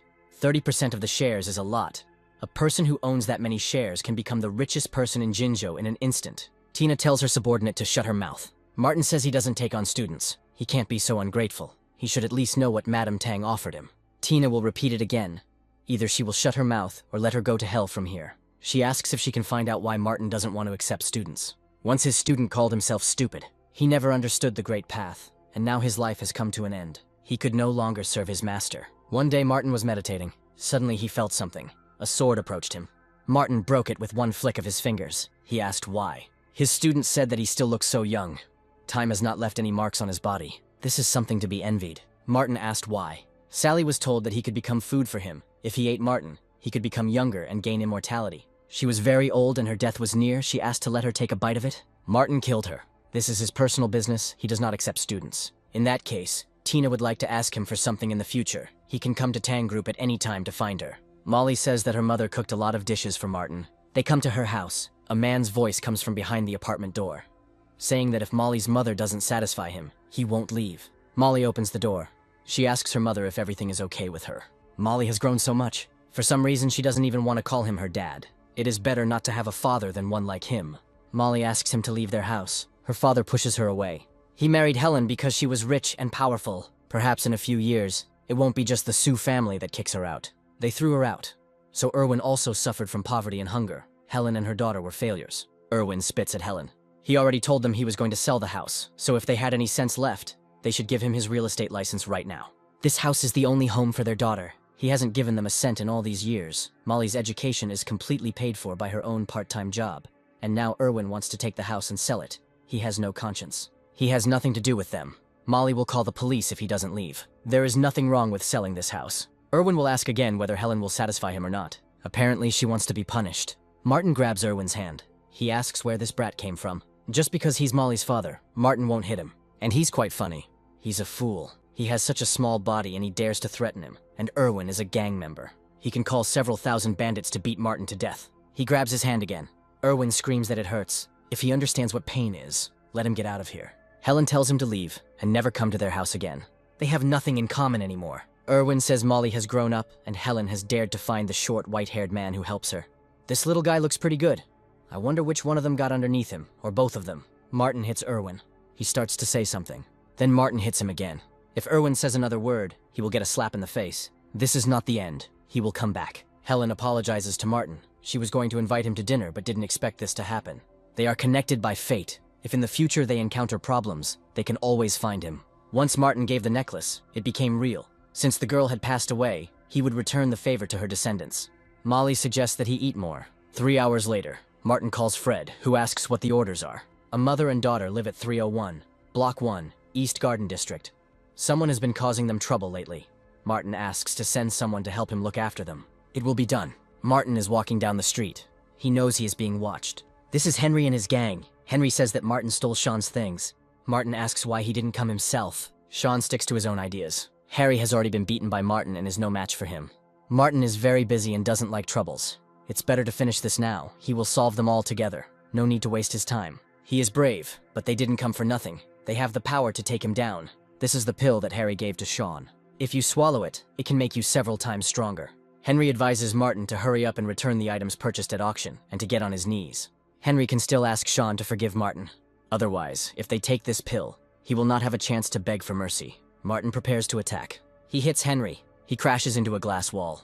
He could have taken the pill already. There's no point in talking so much. They will eat it all together. Harry and the others take the pill. This is the power of a master. Incredibly cool. Martin never realizes what he's about to face. They also have no idea what kind of force they are up against. Harry attacks. Martin strikes back. He throws Harry to the ground. Then the others attack Martin. He sends them flying with one blow. Someone is watching this from the window. This is the head of the Kong family, Leo Kong, asking what his granddaughter Seaton thinks of this man. His movements are fierce and powerful, but his cultivation base is low compared to those people. He is still too weak. Don't underestimate him, because he was able to find out the true price of that sword at auction, and he can also use it. This means that he has extraordinary knowledge that is not available to ordinary people. Their family had already sent people to identify the sword several times, but they found nothing. Seaton says Martin isn't worth it. Grandpa is too attentive to him. He knows that all the people who have the right to participate in the expedition are very strong. Seaton hadn't noticed him paying so much attention to others. It's a completely different matter. Now climbing the mountain is connected with thousand-year-old Taoist secrets. They need someone with unique insight. Insight is a great skill that is hard to improve. The place Leo was heading to this time was complicated. A person like Martin might have a better idea of it. Seaton thinks that he is an ordinary person. Leo wants to go and talk to him. Meanwhile, Martin took down another bandit. A waste of time. Then Leo calls out to him. He is Leo Kong, the head of the Kong family. They organized an auction which Martin had attended earlier. Recently, a demon dog appeared on Tian Shui Mountain, and it is very strong. It shocked everyone. It was seen quite often. Since ancient times, it has been extremely difficult for dogs to become demons. They live closer to humans, and are therefore tainted by the red earth and worldly affairs, which naturally slows them down on the path to cultivation. This demon is extremely difficult to deal with. There is a 5th-level martial artist who fought him before, and he turned out to be no match for him. The most important thing is that this demon dog guards the ancient hidden Taoist kingdom. Leo is sure that this kingdom must be extraordinary, and hopes that there are important treasures inside. Apparently, he wants Martin to help him enter this hidden kingdom and get the treasure. Martin has too high an opinion of himself. All this is to help him, not them. He will not be able to help them with his pathetic abilities. Leo tells Seaton to shut up. If Martin can help them this time, no matter how much it costs, he can name any price. Martin says he's not interested in money, and neither is Leo's business. Leo knows that he purchased 3 top-grade spiritual herbs from the auction. He must have a need for spiritual herbs, as far as Leo knows. In the hidden realm, there is a field of spiritual herbs where all kinds of spiritual herbs grow. He hopes he was able to interest Martin. He really needs some spiritual grass. He asks when Leo is leaving. He says in 3 days. Martin can help, but all the spiritual herbs will go to him. He can only dream about it. Many are eager to take part in this expedition. They agreed to take Martin with them and already respect him, but he dares to ask for even more. If they don't agree, they can find someone else. This expedition may be led by the Kong family, but there are a lot of people involved. Leo isn't sure if some of them will listen to the Kong family's orders. In the end, whether Martin can get the spiritual herbs from the field or not depends on himself. Martin agrees. It will be ready in 3 days. 3 spiritual herbs obtained from the auction are enough to refine 3 top-grade Peiyuan tablets. Martin doesn't know how many levels he'll be able to take this time. The cultivation base hasn't even changed. Martin swallows the pill again. Still nothing happens. This is the last pill. Now he is at level 990,948. It is estimated that 1 Peiyuan tablet can increase 1 cultivation level. Now 3 pieces are barely enough. It seems that the peak of cultivation has been reached again. The so-called peak is at the stage of body purification. When cultivation reaches a certain level, Martin's body becomes like a whale swallowing water. It takes a lot of spiritual power. Full absorption is not enough. It becomes extremely difficult to increase the cultivation level. For Martin, it was like an ocean that required tens and hundreds of times more pills and spiritual herbs. Over the thousands of years of cultivation, Martin had encountered this kind of obstacle several times. Otherwise, his cultivation base would have long ago broken through to the 100,000th level. And the only way to overcome this peak is to fill this ocean with a huge amount of spiritual power. Perhaps the hidden Taoist kingdom mentioned by Leo Kong is a possibility. Jack Smith asks how Ben got beaten up so easily if he gave him a pill. Maybe he didn't take it. Ben asks for forgiveness. He didn't have time to accept it. Martin beat him up earlier. Jack throws a piece of watermelon at Ben. First I had to take the pill and then go to Martin. After Ben was beaten unconscious, he was taken to the Jang family's home. He accidentally discovered the killer of the gym master, Matt Kim. Jack asks who he is. Naturally, it turned out to be Martin. Jack hopes that Ben didn't say it on purpose to get revenge for the humiliation. Ben says that's what Mrs. Jung told him. That day, she asked Matt to take the fire Lingji, but she didn't expect Martin to show up. He, the master of the hall, and 2 disciples entered the canyon, and only the boy came out. Even if he didn't kill Matt, He had to have had something to do with it. It's time for the owner of the hall to make his move. Ben heard the news. In 2 days, the mysterious Kong family will gather a team to go to Tianshui Mountain. Jack can destroy the demon dog, which has become active lately, and explore the hidden Taoist kingdom. It is said that this time the Kong family invited Martin too. If they kill him, there may be a conflict. The Kong family has always been secretive and inaccessible. Even Jack doesn't know everything about them. Ben must go and talk to the head of the family. Jack is ready to join this sortie and help kill the demon and explore the hidden world. By heading to Tianshui Mountain, Jack will find a chance to deal with Martin, and in the next few days, Ben will take action, which will help him take the place of the head of the Price family. That's all for today. Everyone is free. Alice heard that Martin was invited by the Kong family. She has news for him. They invited Sean too. Martin leaves silently. He dare not ignore Alice. She follows him to the exit of their college and asks him to stop. Norman notices this. He tells Martin to stop. He heard Miss Price calling him. If Martin upset her, let her tell Norman. He will help teach him a lesson. Only recently did he learn that the real benefactors of this college were the Price family. And if Norman pleased Miss Price, it was possible that he would be promoted. Alice can't understand why Martin is so proud. She thinks too much. He just doesn't want to talk to her. He hopes she knows what she's doing and asks her not to bother him. He dare not say that Alice is bothering him. This college belongs to her family. And here he must listen to her. If he does not stop, she will fire him. Martin says he'll wait until Alice fires him. No need to worry about him. He's just a stupid person. Norman can help draw up a document to officially fire him. The energy in the blood of these mortals is not enough for the Thunder Python to evolve into a heavy Thunder Python. It's better to find the kid who provoked the 5 Poisons sect. If the martial artist is swallowed, the effect should be better. Mei should be killed as soon as possible, although her death will not give much. But this task has been delayed for too long. It may affect the reputation of the 5 Poisons sect. In accordance with the decision of the college principal, Martin Stone is dismissed as of today. Apparently, they decided to reconsider his appointment. Even the brilliant Amanda Gray praised him. It is unclear why he is being fired. Mei sees a notice about Martin's dismissal. She asks him to answer her honestly why he was fired. Norman says it's the chairman's decision, and if Mei has any doubts about it, she should contact him personally. Ben is confident that Jack can help him lead the Price family. Today, he is in a good mood, and Master Kim's killer has finally been found. Although because of the Kong family, he won't be able to kill him right away. But this time, when they were alone and the task was completed, Jack would be able to do everything, and it would be easier to explain what happened when they returned. Ben suggests coming in now. They can't go without a plan. Ben will go inside and tell the Price family that they must come out to Jack and hand over control of the family within an hour. Otherwise, they will see what he is capable of. Ben will go and tell Dan. There is a knock on Martin's door. He opens it. This is Mei. Martin asks what she is going to do. Since he is being fired, she will leave with him. Tom joined the school as a trainee teacher alongside Martin, and his teaching standards have been incredible over the past 3 years. He may be unsociable, but you can't just fire him. It's definitely a personal vendetta. Tom doesn't want to stay at this college either. Martin tells him to stay here. It has nothing to do with him. There are too many advantages in this place. I will have to change my place of residence and identity. Mei asks what their plans are next. Martin hadn't thought about it yet. It would be better to leave here first. Ben relayed the message deadline 1 hour. Within an hour, he must kneel before Master Smith and hand over control of the family to Ben. He is also a member of their family, and now he has joined them to destroy his own family. Dan asks if he has a conscience. From the moment Dan took responsibility for the Price family, Ben's conscience disappeared without a trace. In terms of cultivation and management skills, Dan is no match for him. He is the head of the family, but everything changes. This time, Ben will see how Dan can save the Price family. If he doesn't follow Master Smith's words, the family will disappear and it will be his fault. Ben leaves. Dan tells me to go to the back door and get the car ready. We need to go to the Eastern Vocational College. They will invite Mr. Stone. This is the best solution at the moment. Only he can save their family. As per Alice's instructions, Norman fired Martin. No one told him to fire him, but Norman thought Alice wanted to fire him. Then let him fire her. She will teach him a lesson. A car quickly drives up to the college. Dan comes out of it. Alice asks why he came.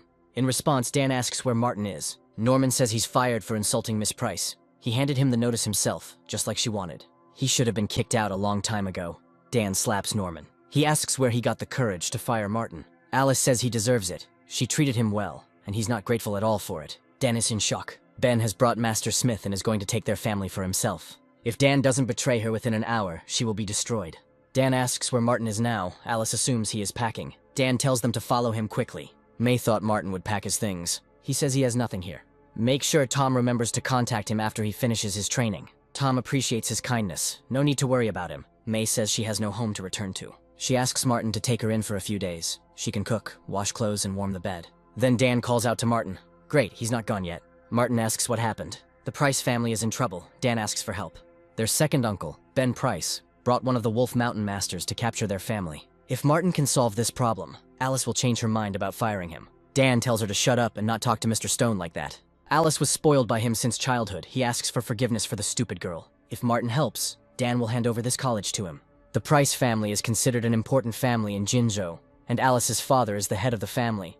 Such a person bows down to Martin. He should be pleased. Don't think that without him, they won't be able to cope with the owner of the Green Wolf Mountain. Then they can find someone else. Dan tells Alice to kneel down and apologize to Martin. Father thinks too highly of him. He has some skills, but he cannot be an equal opponent to the master of the Green Wolf Mountain. Alice doesn't need his help. She'll find someone else to solve the problem. She calls Sean and says she has a favor to ask. Alice's problems are his problems. Let him just say what needs to be said. Sean promised to help. He is much better than Martin. Alice's second uncle, Ben Price, has teamed up with Master Smith of Green Wolf Mountain, and she would like to ask Sean to help drive them away. If it were someone else, then no problem. But she asks to go against the master of the Green Wolf Mountain. They say he is a master of martial arts. There is also a legend that the holy master of martial arts himself lives on the mountain. Sean is confident that he is the strongest among the younger generation, but he still falls short of an established figure like Gym Master Smith. So he can only try to help Alice by being a mediator in this matter. She and her family should show a little sincerity. Sean will try to convince Master Smith to leave her family. Alice asks what he means by sincerity. For example, giving half of the Price family to the master of the hall, Smith and Ben. This is absolutely impossible. Alice still doesn't understand what kind of people she's dealing with. A master like Jack Smith could destroy her family 10 times over. Alice asks if Sean can think of something else. He says that he has business to attend to, that she should think about his proposal, and if she wishes, he will speak with Master Smith. Sean said that if Dan gave up half of the family, he could stop all this. He will never do that. Alice asks to call Sean and try to convince him to help them. She's Dan's only daughter, the heir to their family, and she's still so immature. Dan tells her to kneel before Martin again. She is his daughter, and he wants her to kneel before a stranger. Martin is not an outsider. He is someone her grandfather respected. With their family's survival at stake, Dan hopes Alice can tell the difference between what's important and what's not. She does it for her family. Alice falls to her knees and begs him to listen to her father and forgive her.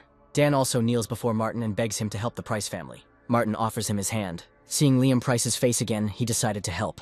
It's an emergency. Dan is waiting for Martin in the car. Alice still thinks that he alone is not enough to save her family. She fears that in the end they will still have to rely on Sean. Time is up. The Price family still hasn't given up.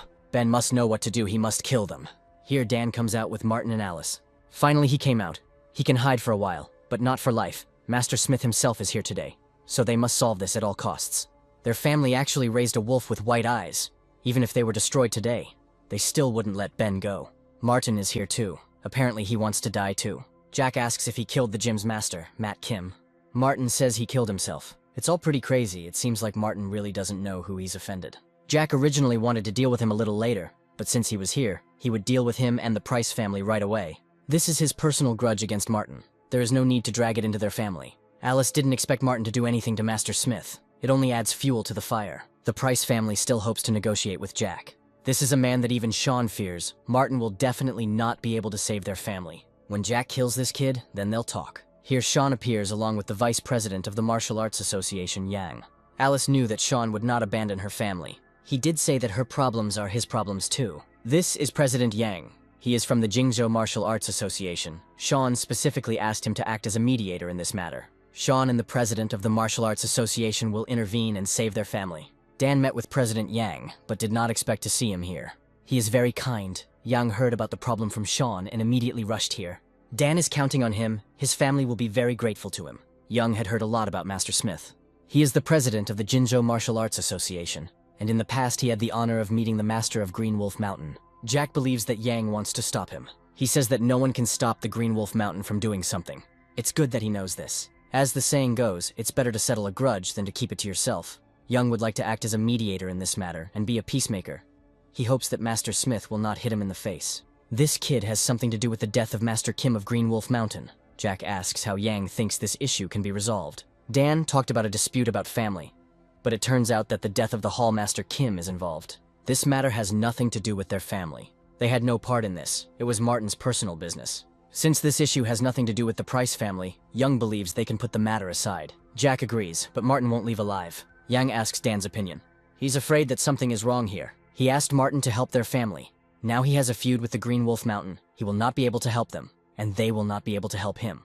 This is the end. Alice hopes that Martin can understand her. If they do that, then there is no difference between them and Ben. Dan will never become such an ungrateful villain. This is to protect the family, and Sean and President Young are here to help them. The Price family's centuries-old foundation cannot be destroyed in one day. Martin is a dead man. There is no point in standing up for a dead man and sacrificing your family. They can still mediate on the Price family issue, but they can't resolve the issue of the Green Wolf Mountain Hall Master's death. Yang hopes Dan understands that well.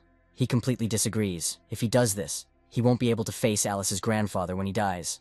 He really has aged. Alice asks to be allowed to make a decision. She is not the head of the family yet, but she can't watch their family, built by her grandfather's painstaking efforts, be destroyed. She is sure that he would not want his family to be destroyed either. After Alice does everything, her father will be able to punish her as he wants. She asks Sean to take care of Dan. What he did is really destroying their family. Dan better pull himself together. He asks Alice to listen to her father and not talk to them. If he doesn't take a break, Sean will have to ask him to take a break. Dan sincerely regrets what happened today and asks for forgiveness. Martin no longer has anything to do with their family. Alice will only speak to Jack on behalf of her family. Since Alice is sincere, they can talk. Ben really didn't expect her to become like this. She is much more determined and ruthless than her father. Ben is talking nonsense. If he was right, he wouldn't be here. Alice suggests starting negotiations. Since Sean and Yang are here, they shouldn't lose face. Maybe Master Smith will decide not to destroy the Price family.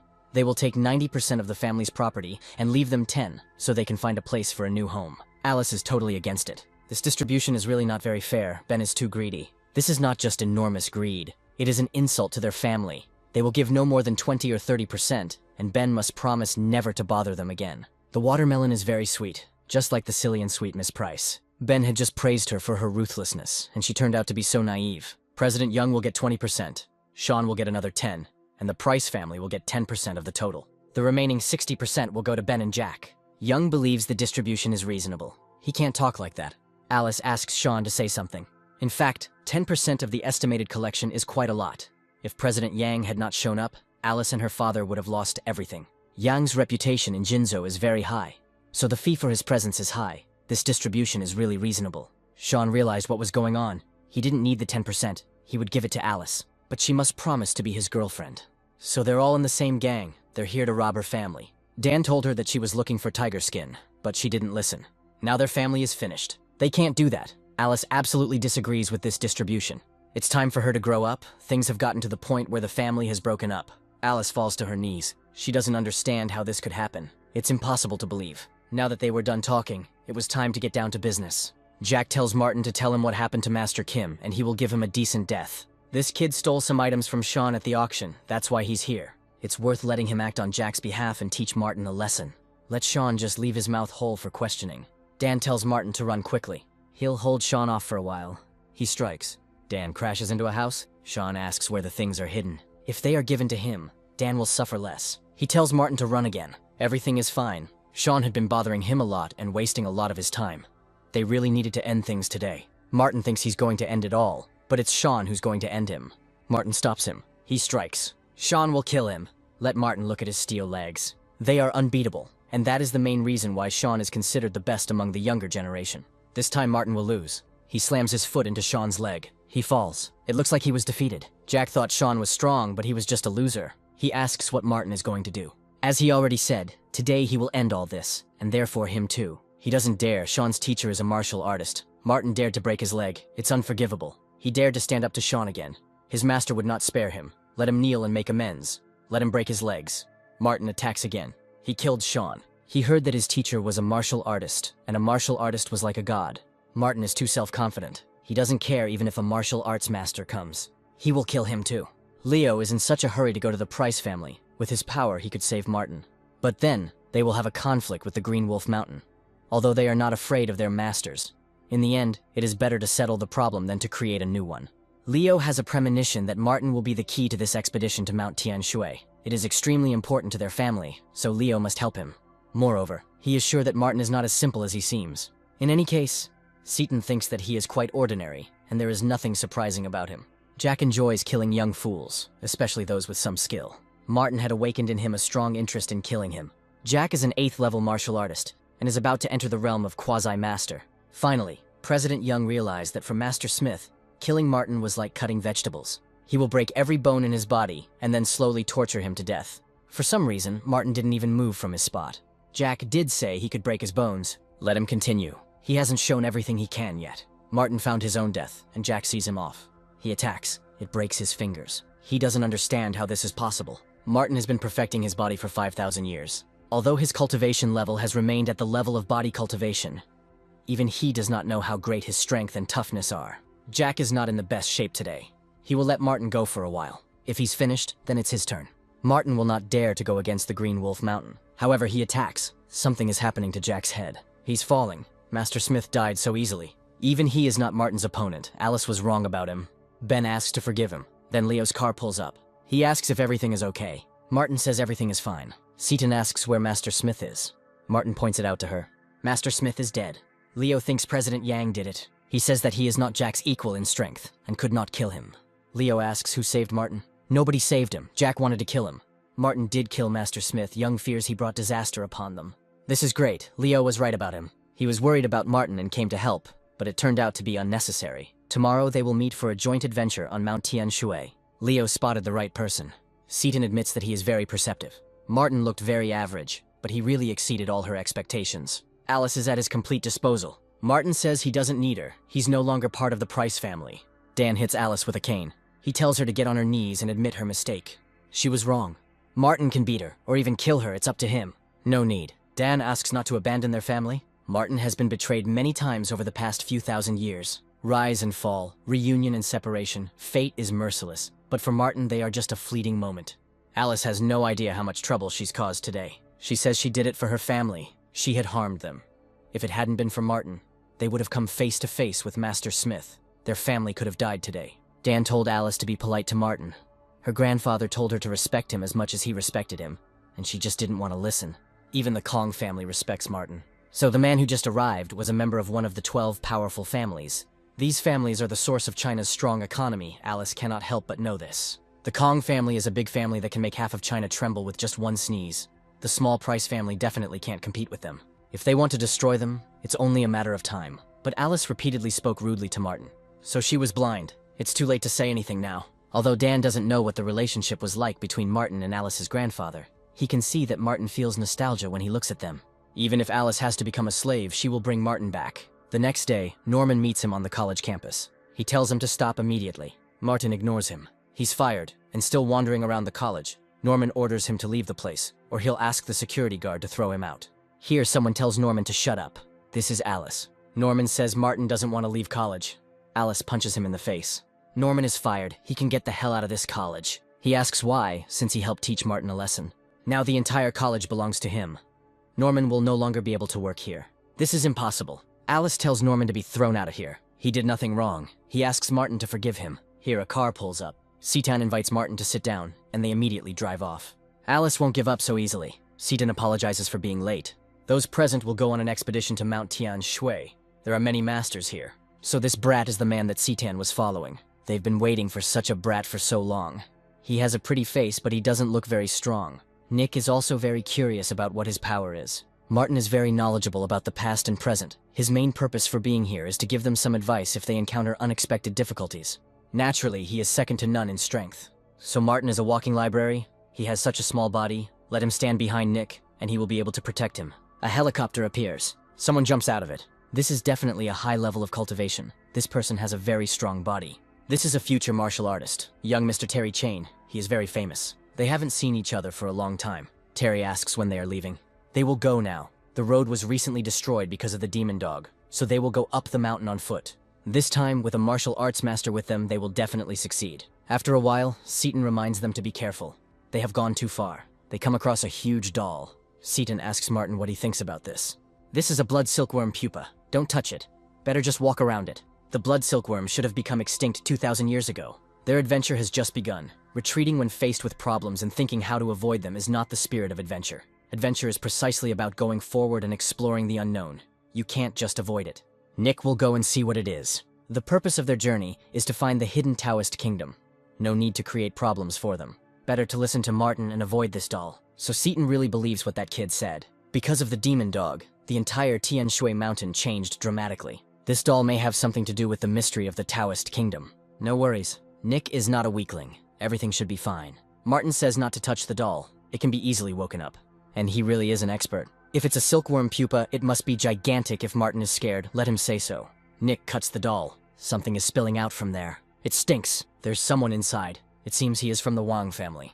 It seems they got here much earlier than them, and now they are one step ahead. He's been here for quite some time now. They've been way ahead of them. They need to continue on their way quickly. Artifacts from the ruins must not fall into the hands of anyone else. Seaton commands us to move forward at full speed. Martin says we can't go. The blood silkworm appears. He is ready to attack. A butterfly this big can't exist. It's a monster. The silkworm pushes Nick to the ground. Then he entangles it with threads. Nick calls for help. We need to save him.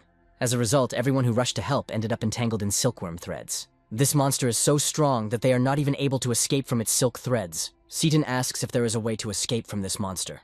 Martin says there is no way unless you kill him, but they won't be able to do it. It's better to leave and find more people. Terry will protect Seaton. She tells everyone to listen to her. Martin doesn't react. We must leave and not follow death, going to the silkworm. It's not clear what this boy is doing. He has a pill. It's worth taking. Although it's not as good as the snake's internal alchemy in Tianshui Valley. Seaton tells Martin to come back quickly. It's stupid to be afraid. It's a stress reaction. Only when you're scared can you do unthinkable things. This person must be helpless. Seaton says he couldn't be scared. Smoke appears from somewhere. Another big guy. It is a monster bird with a fiery tail. She grabs the silkworm and flies away. Even such a monster appeared. He caught this silkworm like a chicken. They had never heard of such a strong monster in the Tianshui Mountains before. Perhaps it has something to do with the hidden Taoist realm. Invisible and intangible monsters began to appear. The demon dog did not appear, but they encountered other powerful demon beasts. This time, searching for the hidden Taoist kingdom may be dangerous, so everyone should be more careful. Martin was so scared that he threw himself into the net of his death. That's stupid. Even though Nick is reckless, he definitely wouldn't do that. People like Martin always lose their temper at the critical moment. Seaton asks Martin if everything is okay. He answers in the affirmative. They can go further. Terry wants Seaton to stay with him. The baby she brought is unreliable. Terry will protect her. Martin is not that kind of person. He must have had his reasons for this. You can tell right away who he is. In addition, they are not only in danger from monsters, there are also other people waiting for them ahead. They should be more careful. If something happens to Zitan, the hidden Taoist kingdom will not be found at all, and the mission will fail. They come to a fork in the road. Nick asks Seaton where they should go. She asks Martin the same thing. Terry suggests going right. He saw on the map that it was a shortcut, and they would be able to get there as quickly as possible. Martin says to go left. Obviously, the road on the right is easier and closer. Terry doesn't understand why Martin is against it. Here, deep in the mountains, it is hardly normal for the road to be so smooth. This road is called the Insect Road, and it is the one that animals often walk along in the mountains. But now that the monsters have awakened, it is not safe.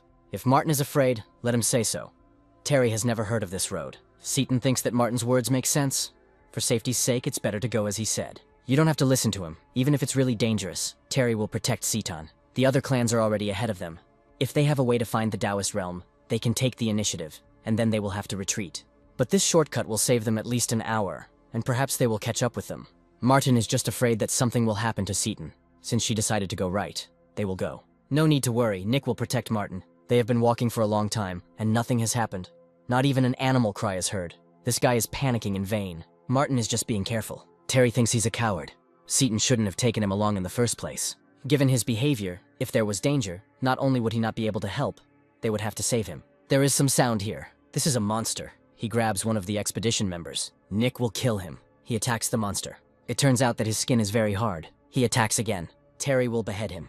As expected from a master, one move is enough to kill the monster. However, he fails to do so. The monster's defenses are so strong that the blade does not penetrate the skin. The monster was not hurt at all. It has thick skin and flesh, and its fur is like a diamond. It is very difficult to kill. You have to hit him on the neck. That's the weak spot of this red-toothed pig.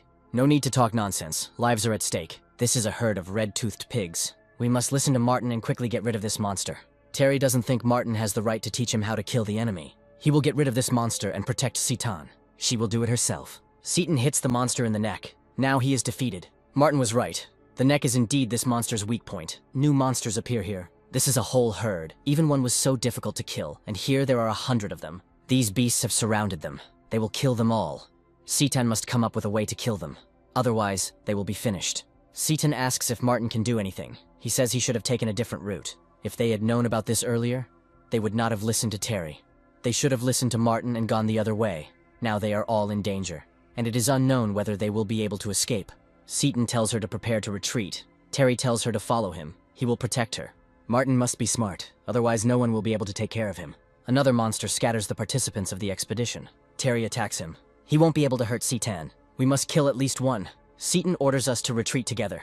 Although they escaped from the monster's encirclement, more than half of their people died. And the monsters are still chasing them and will attack again at any moment. It's time to get to the hidden Taoist kingdom.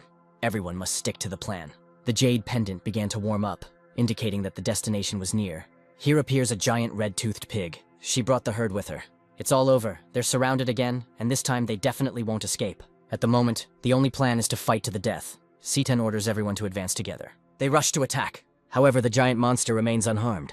They are not his rivals. He definitely wants to eat them all without exception. They can only rely on Terry. As long as he was here, he would stop this Pig King and prevent him from harming Citan and everyone else. The monster is heading straight for him. Let Terry show the power of their clan and kill him. He jumps into the air above the monster, leaving Citan defenseless. Don't blame him. This monster is too strong. Terry can't stop him. He's about to attack Citan. Then Martin appears in front of her. He attacks the monster. He succeeded. Terry says he ran away on purpose to lure out the Pig King and keep Citan out of danger. Don't take her for a fool. Here another giant monster appears. Let Citan follow Terry. He will take her away to escape. Another flying monster appears. He prepares to attack the Pig King.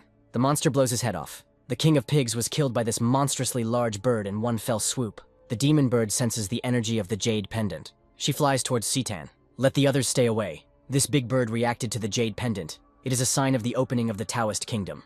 Terry said he would protect Citan. The demon bird grabs her. Terry must save her before the bird flies away. It's not too late. The strength of this monster definitely surpasses all of them put together.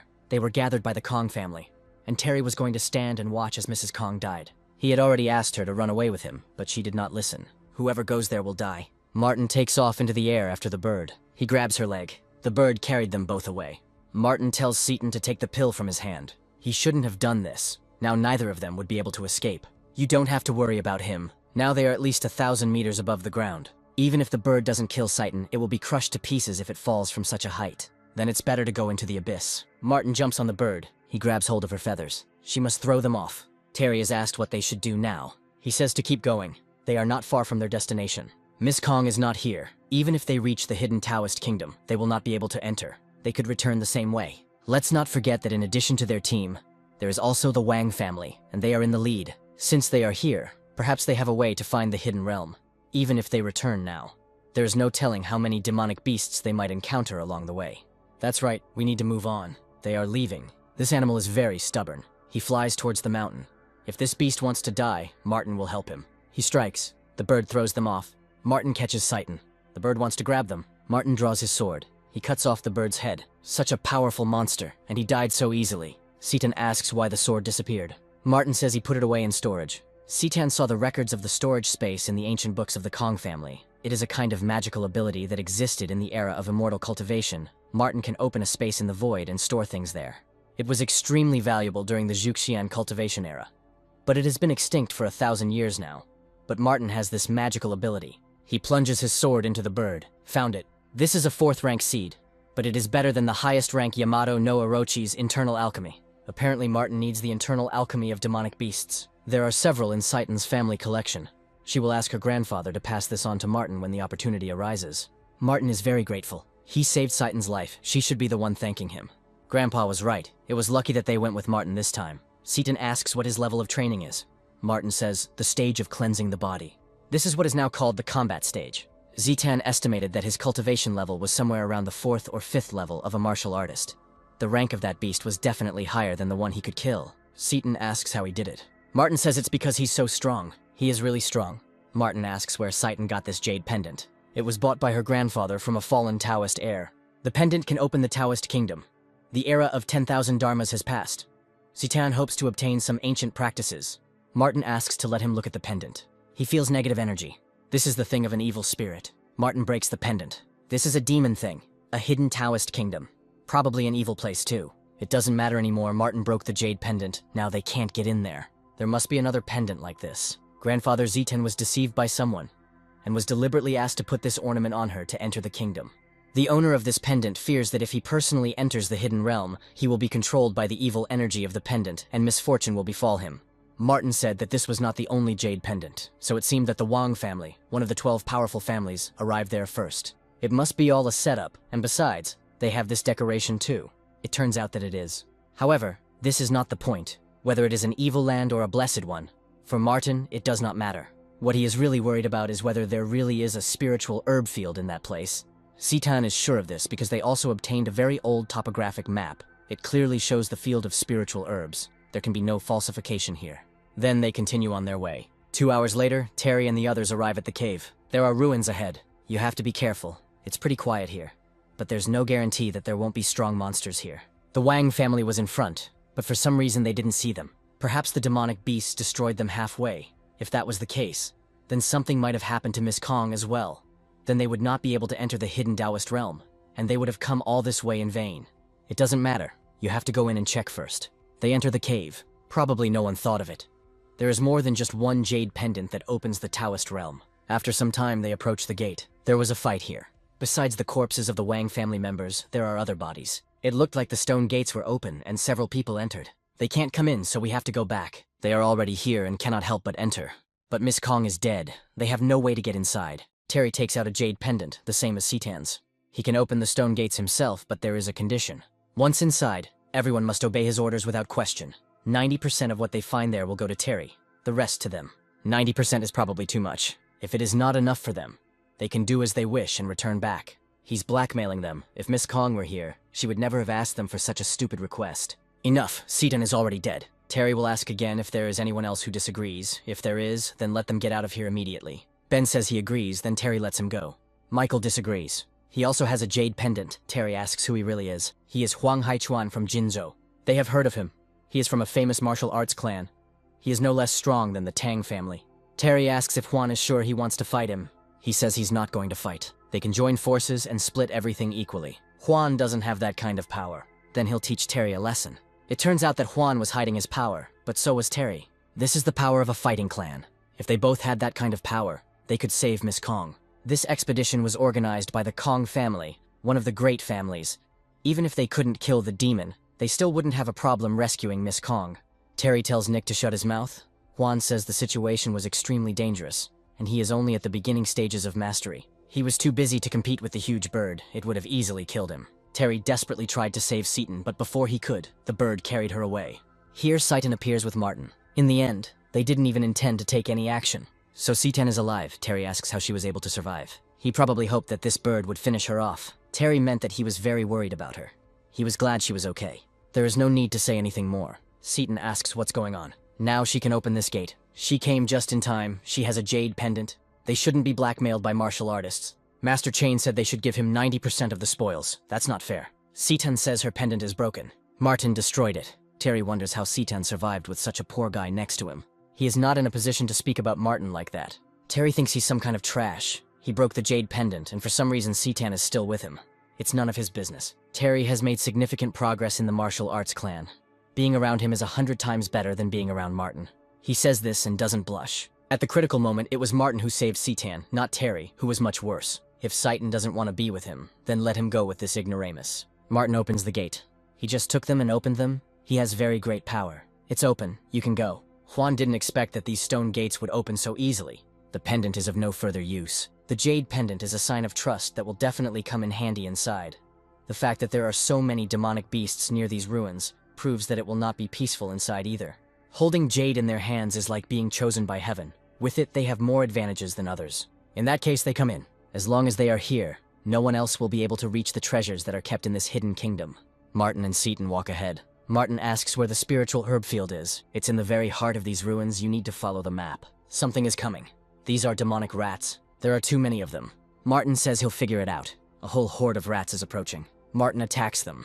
The rats start to bite. However, they do not touch Terry and Huan. He says that he was right after all. This jade pendant is very useful. With it, they become chosen. Terry can protect Citan from the monsters, but then she must promise to be his girlfriend. What a shameless fellow. If they don't want to die, let them go to Huan. He can save the life of one of them. No need to be stubborn. The demon rats are multiplying. It's all because of Martin, that stupid child. If it weren't for him, the Citan pendant would be safe and sound. Terry tells her to move away from Martin and stand next to him. He will protect her. There are too many rats. They keep coming. It can't go on like this. Martin says everything is fine. He grabs the rats and throws them. Let them go away. And Martin is strong. This endless stream of rats is a bit annoying. Martin tells Seaton to take his hand. She finds it a little out of place. Then Martin himself takes her hand. He breaks through a horde of rats. Looks like Miss Kong's heart was stolen by this guy. The wealth of the 12 great families is inexhaustible, and Miss Kong belongs to one of them. So it is really unfair for an unknown boy to take away such a treasure. Ever since Terry entered the martial arts clan, there is nothing he cannot obtain in this world. No one would dare to steal from him. Finally, Seaton and Martin are safe. Seaton can now let him go. Martin was so fast, and he was also carrying a man, they almost fell behind them. There is no point in this running. The main thing is to get the treasures. We need to move on. Martin wants to find the field of spiritual herbs. He says that someone is coming. Indeed, some people appear ahead. No need to be nervous, they are ours. This fat man means the Wang family. The members of this family are basically all fat. So when you see a plump person in the noble's place, it is almost always someone from the Wang family. He is Barry Van. He just came to see if he could help them. Barry recognizes Sitan. The Wang and Kong families are among the 12 great families. They are connected by one spirit, which may bring danger. Barry will accompany Zitan. She looks back at Martin. He tells her to go. Now they follow Barry. Nick asks what's next. Barry will be honest. Even though they got here earlier than the others, they didn't get any further than the Citan group. The demonic dog in front stopped them. This is the same one that has been causing problems for Tian Shui Mountain lately. This dog is extremely strong. Much stronger than they thought. He stopped them halfway. They can't attack him in any way. Now that Citan is here, they can deal with the demon together. Citan asks how many people are in their group and what happened to those who fought at the Stone Gate. Barry will tell her the truth. These people are from other clans, and they were killed by them. Huang asks why the Wang family killed so many people. These people have too high an opinion of their abilities. They tried to steal the jade pendant from them. So Barry has one too. This jade is strange. Seaton advises to get rid of it as soon as possible. Barry asks why she says that. Maybe she had a pendant too and threw it away. This boy deceived her. The pendant does not pose a danger. This thing is very useful. At least the pendant helps to avoid attacks from monsters. Without it, it would be more difficult to get here. Martin's words are true. Whether to believe them or not is up to them. Seaton is also trying to warn them out of the kindness of her heart, and they can decide whether to listen to her or not. Martin brainwashed her. It is difficult for an ordinary martial artist to get out of this hidden kingdom alive. He, Terry Chain, cannot be weaker in martial arts skills. He's a long way from Martin. We must hurry and move on. Seaton asks how strong the demon dog is, and if there are enough people here to fight it. More than enough. They now have 2 martial arts clans, plus a few people from the Wang family. Working together, they can definitely handle this monster. There is a fork here. On one side grow carnivorous flowers. A golden glow comes from the other side. This path is dangerous. It is full of man-eating flowers, but it leads to where the demon dog is, into the very heart of the ruins. And although the other path is not dangerous, there is nothing there. From there comes the energy of the spiritual herb field. We must give Miss Kong the jade pendant. Hank is fat and has tough skin, so he won't die without the pendant. If Citan takes it, he will be able to pass peacefully without getting hurt. She looks back at Martin. He says that he will go a different way, separately from them. And also, don't touch the pendant. Terry is right. This guy is a coward. He only dared to go down the road where there is no danger. Citan refuses to take the pendant. Barry tells everyone to surround her and protect her. They pass through a field of carnivorous flowers. If everything goes smoothly, Citan will see this dog. Let's be honest, Barry certainly came here for the same thing. They pass the field. Since they are from the greatest families, their goals coincide. Citan asks why Barry is helping her then. After all, they are competitors. He already said that there was no other way out. His people were not enough to get around the demonic dog, so they needed help. Citan hopes that this is the case. There is no point for the Wang family to treat her too well. At this moment, they can only move on. If there is a truly special thing here, the Kong family must get it. Meanwhile, Martin comes to a dead end. So he will make the passage himself. He breaks the wall. Of course, this is it. This is truly a spiritual herb field, and there are dozens of elixir plants here. A few herbs will be enough to raise the level. Martin will do it right now. There are 35 spiritual plants in total. The harvest is very rich, judging by the age of the herbs. This ominous place has existed for at least 2,000 years. It is unknown whether this place has any relation to the great disorder in the cultivation world 2,000 years ago. This must be the heart of the dungeon. I have to go and see it. Meanwhile, Citan and Barry's groups had almost arrived. Everyone should be careful and alert. It is quite dark here. Something like a throne can be seen ahead. Ben feels a powerful breath ahead. Perhaps a demon lurking in the darkness above. They brought the master a beauty, just as he wanted. Citan asks what this means. She herself said that the Wang family were competitors. This was to be expected. The reason why Barry allowed Citan to get here safely was to sacrifice her. Master loves beautiful girls, especially ones like her. So it was Barry who killed all those people at the Stone Gate. They should have given up their partners voluntarily. Then they wouldn't be dead. All their women are with the demonic dog. And the Wang family isn't afraid that the Kong family will start a war against them after this. The thing is that Zitan doesn't know what is stored in this dungeon. It's not worth saying that no one is above the 12 great families. If one were to find an immortal treasure in these ruins, one could increase the strength and status of one's clan. When the time came, the Wang family would hardly be afraid of the Kong family anymore. You can't blame Barry. He's doing it for his family too, but he believes that Zitan would do the same. She's not that mean.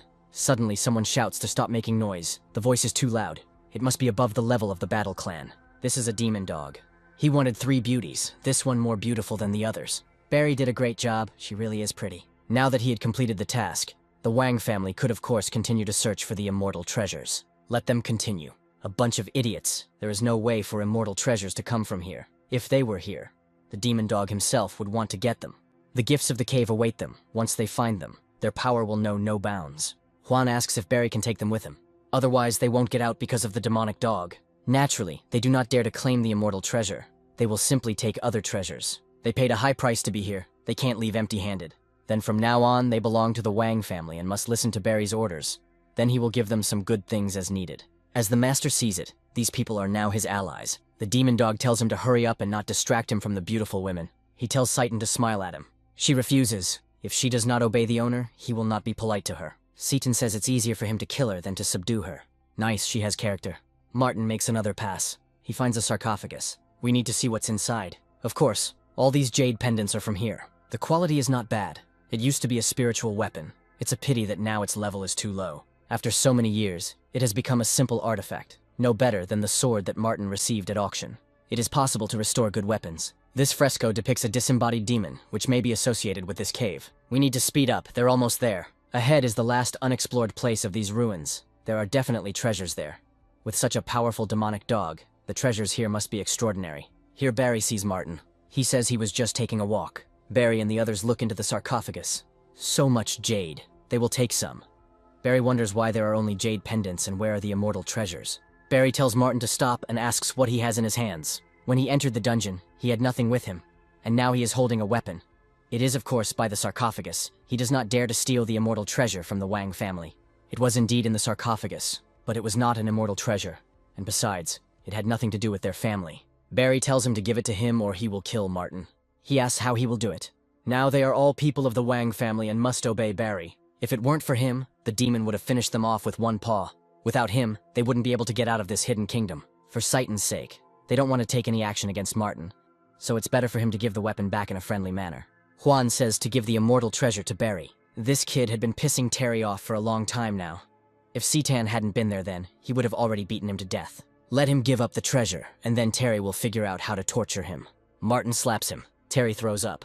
The martial artist flew away with just a slap in the face. They underestimated Martin. He is strong, but until the Wang family obtains the immortal treasure, no one will leave here alive.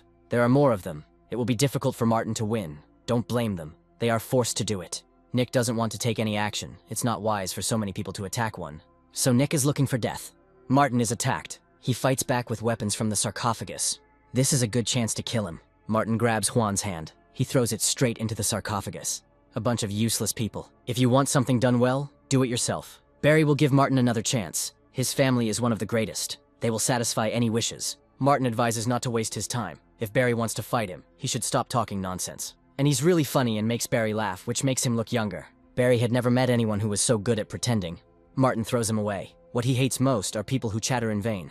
If Barry doesn't kill Martin today, then may the king turn over in his grave 3 times. He orders to attack together. Martin deflects the blows. He throws everyone into a heap. Nick says to hurry up and save Miss Kong. Those bastards from the Wang family have given her into slavery to the demon dog. Then Nick needs to quickly throw away what he has in his hand. Although it's a pity, it's better to listen to Martin. They had to destroy him. We need to ask the demon to deal with this weird kid. They can't leave it like this. The immortal treasures must not be lost. The master will do everything for Barry. Martin won't be able to get out of these ruins alive. Even though the demon dog admires Citan, she can't continue to act like this, otherwise he will be very angry. He will give her one more try, let her go to his lap. Citan tells him to sleep it off. Then let her not blame him for being rude to her. Here Martin appears. Finally, Citan waited for him. The master has something to decide. This is the same brat who humiliated Barry. This boy stole the Wang family's treasure. We must take action and kill him. He was definitely finished. The demonic dog would crush him with one finger and leave only bones. He should have treated the Wang family with respect. This dog gives Citan a feeling of an unbreakable aura. If Martin can escape, he shouldn't worry about her. There is nothing unusual about him outwardly, but this aura is in the process of purification. There can be no mistake. The demon dog is right, it is him. The demon attacks Barry. He was wrong. He should have gone for that kid. The demonic dog kneels before Martin. So many years have passed, and finally he found his teacher. The demonic dog knelt before Martin. He asks who he is. The demon says he is the dog's messenger. After all, it was Martin who raised a Tengu named Huangdi. True, but he left this world 2,000 years ago. Although Huangdi was raised by Martin, he was like a brother to him. 2,000 years ago, Martin practiced asceticism. Just at that time, there were great disasters in the immortal world. When he came out of retreat, a third of the cultivators died. Huangdi was in the body of a heavenly dog. He had considerable aptitude in cultivation practice, and by the time Martin appeared, he had already ascended. The demon dog is his descendant. He has been sleeping all these years. When Huangdi left this world, he asked to convey a message from him to Martin. Who would have thought that the demonic dog would wake up, and the world would change so much? He thought that he would never see his teacher again. He did not expect this. Although the Tengu does not have much of a pedigree, this dog is indeed a descendant of Huangdi. He asked me to convey a few words to Martin, a speech about the turmoil in the cultivation world 2,000 years ago, and about some important things related to ascension. There are many ears here, it's better to talk in private. At the critical moment of ascension, Huangdi instructed Martin to convey a message. There must be many secrets that he must tell. Since all these people are bothering them, the demon dog will simply kill them. They ask for mercy. Terry and Seaton's families were good friends. Let Martin spare Terry's life. The demon knows the boy, but begging him now is useless. Only Seaton can help persuade Martin. The dog hates people like them the most. They only provoke him to kill them. Martin says not to get your hands dirty. These people won't live long. Hot, the jade pendant burns like fire. A black fog appears. It seems that this is the same incorporeal demon that caused chaos in the cultivation world 2,000 years ago. The pendants break, and demons emerge from them. They are attacking. Almost everyone in Seaton and Barry's groups is pierced by tentacles. Seaton asks what's going on. Martin says it's a disembodied demon awakening from the jade pendant. Previously, he possessed the body of a little girl from the Tang family, apparently. Everything starts from here. Demons begin to awaken. Those pierced by the tentacles are engulfed in a red glow. Then the tentacles release them. Meat with blood is always tastier and fresher. Let mortals worship it. This is the devil's germ. Legend has it that demons conceived in a magical womb are extremely evil and powerful, born to destroy everyone. The whole world will be plunged into eternal darkness and will be under the influence of demons. The devil's embryo again commands to bow to him. He pretends to be a god. Martin will destroy him. He shouldn't talk to a deity like that. Martin flies into the air and approaches the embryo. He attacks. Martin is impudent. The fetus must punish him. He won't get away with a simple death. The embryo emerges from the egg.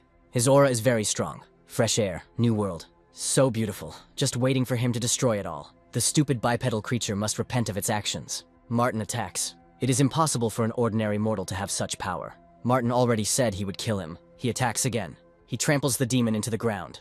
2,000 years later, the teacher still inspires fear. The demonic spirit leaves the body. He is invisible. Martin will not be able to catch him. He will escape, and no one will be able to stop him. Martin grabs him. He slams the demon into the ground. He did say he would kill him. Martin tramples the demon. He finished. After some time, Martin, Seaton, Nick, and the demon dog emerge from the dungeon. It is unlikely that this dog can just return with them.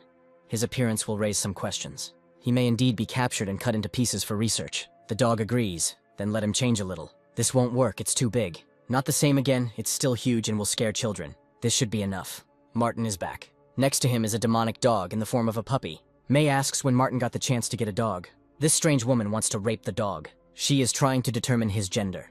Martin says she better stay away from him, he's very fierce. That's not true, he's so cute, he can't be mad. May can torture him as much as she wants. This is the ignorant boy who provoked the Five Poison sect. It's lucky that May is here too. He will take care of her today.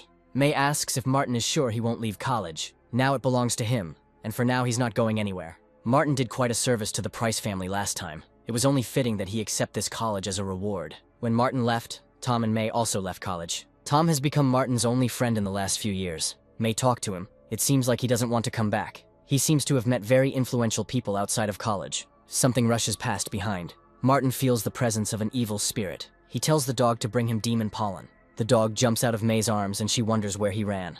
Martin says to leave him. First they will go to the hostel. The snake begins to hiss. This is the dog that May was holding just now. It's strange how he ended up here. This man dares to raise his head and provoke the teacher. He should know that masters have been greeted as unearthly beings for thousands of years. Okay, first there will be an appetizer, and then the main course. The snake attacks. The dog reflects his attack. This is a fully evolved thunder python. It's unclear how the dog did it so easily. The snake rises. He attacks again. The dog suddenly turned out to be a huge demon. With such weak combat power, this trash dares to attack the teacher. The dog tears the snake apart. We must run! So he wants to escape. It won't work. Dog attacks python owner. Jinzu has been dangerous lately. It's best not to go out unless necessary. Martin asks what the danger is. Recently, a murderer has appeared who, together with his spiritual serpent, comes out at night to suck human blood. In just a few days, hundreds of people were bled dry. They died very painfully and unjustly. The Martial Arts Association issued an arrest warrant, calling on Jinzhou masters to come after him for a large reward. Someone managed to take a photo of this man. Then the demon dog appears, dragging the python's owner along with him. This is that killer, and also with the demonic dog. No need to pretend. If May was that scared, she wouldn't have kept that photo on her phone. She's not such a fool as to pretend. The dog throws the python's owner to the floor. This is the inner alchemy of this python. The dog turns into a puppy again. He jumps onto the sofa and curls up into a ball. So this is that cute little dog. Martin asks the python's owner if he has come to kill him or May. Both of them. He is the fourth guardian of the 5 poisons. If Martin dares to touch him, this sect will not let him go so easily. They have good pollen. The quality is really excellent. For this, Martin will let him go. Let him bring even more demons to take revenge. Let him hurry to get rid of the old man if he is afraid to hear the names of the 5 poisons. The head of the sect calls him. Martin snatches the phone from him. He declines the challenge. Martin can give away this man's corpse. The Martial Arts Association has offered a reward of 10 million yuan for the capture of this killer. He can choose the monster's internal alchemy or the capture reward. For this 4th keeper of the 5 poisons, they simply give money. Not even a corpse is needed. May will go first. She still has classes. Martin tells her to wait. He doesn't want her to leave. Let her just say so. And there will be people here to accompany him and do whatever he orders. May thinks too much. Martin doesn't care who she is. But he wants to remind her that she can't always be as lucky as she is today. The people who came to kill her met him by chance. Therefore, he suggests that she leave here. Otherwise her enemy will not calm down and she will be in danger. May has a better solution than just hiding. They can live together. She will always be there, and Martin will be able to protect her. She's so smart. Then they'll talk some more. She'll go pack her things. Just like 2,000 years ago, Martin is still popular among girls. No need to talk nonsense. It's time to discuss what Huan Di asked Martin to tell. 2,000 years ago, he was in retreat for 200 years. Before that, Huang Di was approaching the limit of his ascension.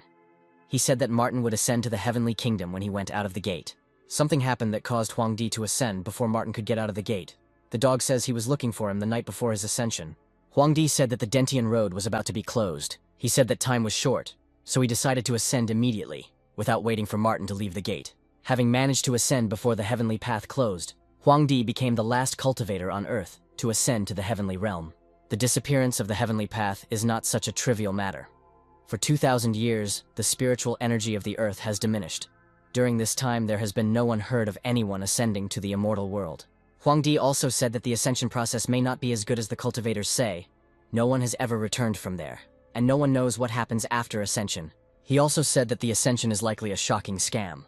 Huang Di seemed to have discovered something, so he decided to take the risk to see it with his own eyes, and he said something else. Martin asks what he said. One day, if the curtain of some heavenly kingdom opens and the immortals come, it will prove that his guesses were correct. The curtain will open and the immortals will come. These 2 sentences contain an amazing amount of information. However, although Huang Di is one of the demon emperors, the dog does not think that the coming of immortals to Earth is possible. The emperor would not have guessed in vain. He must have known some secret things. After he ascended, the cultivation realm fell into chaos. Invisible monsters invaded, and countless monks died. The dog slept through the disaster to escape it. With the road to heaven closed and invisible, disembodied monsters causing chaos, there may be a connection between the 2 situations. And now that the demon has appeared again, everything has changed. Martin has no idea what to do now, so he better finish the 100,000th cultivation level as quickly as possible. He tells the dog to take the corpse of the 4th guardian and take it to the Martial Arts Association to exchange for the internal alchemy of demons. Martin will also leave. He needs to decide something. It will be done. The dog returns to his original appearance. Let him put on a cloak. No need to scare people. Martin needn't worry. Then he will go. This time he collected a lot of herbs. It's easy to make noise in college, so you need to find a quiet place to create elixirs. It's time to fill the gap of this cultivation. A cloaked demon dog comes to the Martial Arts Association. Perhaps this is the man they were looking for. Let them hurry up and give him the internal alchemy of demons. This monster has been doing evil in Jinzhou for a long time, and it is impossible to count how many innocent people it has killed. It is finally dead. Yang asks if he can know the name of the person who came. The dog says, Kim Lee. He still has things to do, so let him be rewarded quickly. He dresses like a pensioner. Low social status is the path to success. This is the inner alchemy of demons. Yang asks if Kim is interested in joining the martial arts association. The dog says it's not interesting. If he joins the association, Yang can give him the last internal alchemy of the demonic beasts. The teacher needs these elixirs urgently, so it would be nice to bring more. The dog says that he agrees that if he is given the elixir, he will join the martial arts association. The registration is complete. He is now a full member of the association. In the future, they will receive tasks that need to be completed. Yang hopes that Mr. Lee will be able to come to the rescue. He's leaving. This man is of unknown origin. It is hardly reasonable to just take him in. His background doesn't matter. He can help them a lot. What the association really lacks now is strong thugs who can take care of some things for them. Yang doesn't know if these elixirs are of any use at all, but it was worth it to get such a powerful fighter in return. President Yang is truly great. Martin meditates in a cave. This amount of spiritual herbs will be enough for him to make dozens of elixirs. He hasn't cooked this much in a long time. This time the quality is much better due to more ancient spiritual herbs. However, one elixir does not give any effect. You need to continue. The 6th pill, the 9th, the 12th. This is already the 17th, and there are still no signs of any breakthrough. Martin will simply swallow everything left. He feels the boundaries beginning to weaken. Outside the cave, the witch Ashley runs away from her pursuers. She is told to stop. Ashley tells me not to chase her, and then she won't run away. Here she feels someone's aura. Martin comes out of the cave. Although it took a lot of spiritual plants, he barely rose to a low level. But after filling the cultivation gap, it won't be that difficult to rise this time. Apparently this guy's a cultivator. That's why the aura is so strong. Let Ashley return with them without resistance, complete her mission, and there will be no problems. I have an idea. Ashley calls Martin for help and calls him brother. These people are chasing her. She asks them to help her. We have to stop them. We can't let this man take Ashley. She climbs onto Martin's shoulders. He throws her off himself. It's none of his business. Ashley thought they were so stupid that they would mistake a passerby for her brother. She starts pretending again. She knows her brother is sacrificing her to come back and find help, but it's too cruel. Whether it's true or not, he suddenly appeared here, so it's better to deal with him. Martin is told not to move. How annoying this is. He is surrounded. Martin says he doesn't know Ashley. Even if they don't know each other, now he can't leave. It's fate. The guy attacks Martin. He gets ahead of him. The guy tells us to attack and use a fire attack. The rest follow the order. However, their magic has no effect on Martin. It is a great honor to die from their witchcraft. Here they discover that Martin is unharmed. It's witch fire. It seems even ancient witchcraft has appeared again. Martin is the first to survive their witch fire. They ask who he is. He in turn asks who they are and how they know even such weak magic. He insults their work with his behavior. Only death awaits him. They don't believe that they can't harm him in any way. Martin attacks. Ashley is watching him. She caused him problems. He helped her kill people to get out of it. When Ashley saw him, she felt some kind of kinship. She didn't expect Martin to be so cool. I wonder what he'll do with her now. He asks how Ashley can repay him. She says she didn't mean to, but Martin really does look like her cousin. She asks what compensation he wants. Martin says spiritual herbs, or inner alchemy of demons. Ashley understood him, but now she is penniless. She asks him not to leave. Ashley continues to follow him. He asks why she is still following him. Ashley says she always keeps her promises. She will repay him. But she's a little hungry and wants Martin to feed her first. He does as she wants. Not bad. He really knows his food. Someone sees Martin in the window. He says there's a man there that David Young is looking for. That's right. There's no doubt it's Martin Stone. He is the one who stole the fire Ganoderma from Devil, causing him pain every day. He wants to make Martin suffer 100 times more. They are professionals in this matter. Now Martin and Ashley have become friends. They will see each other again. This girl's aura is very similar to that of her old friend Martin. Let them come out. There are no people here, and no cameras either. It's good for them and good for him. This boy believed in himself so much. Martin asks which mountain they came down from. If he survives, he will be able to ask again. Let him meet his death. As a result, those who are going to attack Martin are beaten. Apparently, he's a martial artist. Martin asks if they can talk now. There is no need to be arrogant. They are professionals in their field. Today, he will not leave alive, no matter what. The bandit commands the sniper to open fire. A bullet flies towards Martin. He catches it with his fingers and returns to the sniper.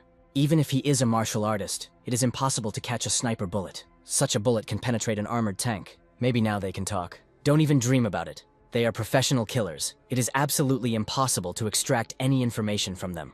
Then Martin will fulfill the killer's main task. He asks to forgive him. He will tell everything. David Young paid them for Martin's head because he stole the fire Ganoderma from him. That Zhang family again. They seem to be dismissive of Martin's words. He's leaving. The killer reports that the mission has failed. The man David wants to kill is not only a martial artist, but also some kind of super being. They are professionals. Even if they failed, they should say goodbye. He needs to run. Let David figure it out himself. He throws the phone at his bodyguard. Let him tell me how Martin can be killed. He doesn't know what to say. Then David starts hitting him. Mrs. Jan thinks he's having another attack. He says he sent people to kill Martin, but they couldn't. He is the strongest martial artist. We need to get revenge on him somehow. If David can't, he'll ask his father. His father can't come back now. Martin was able to take the fire Ganoderma from them. He is definitely an unusual person. Mrs. Jang did not expect him to be so good.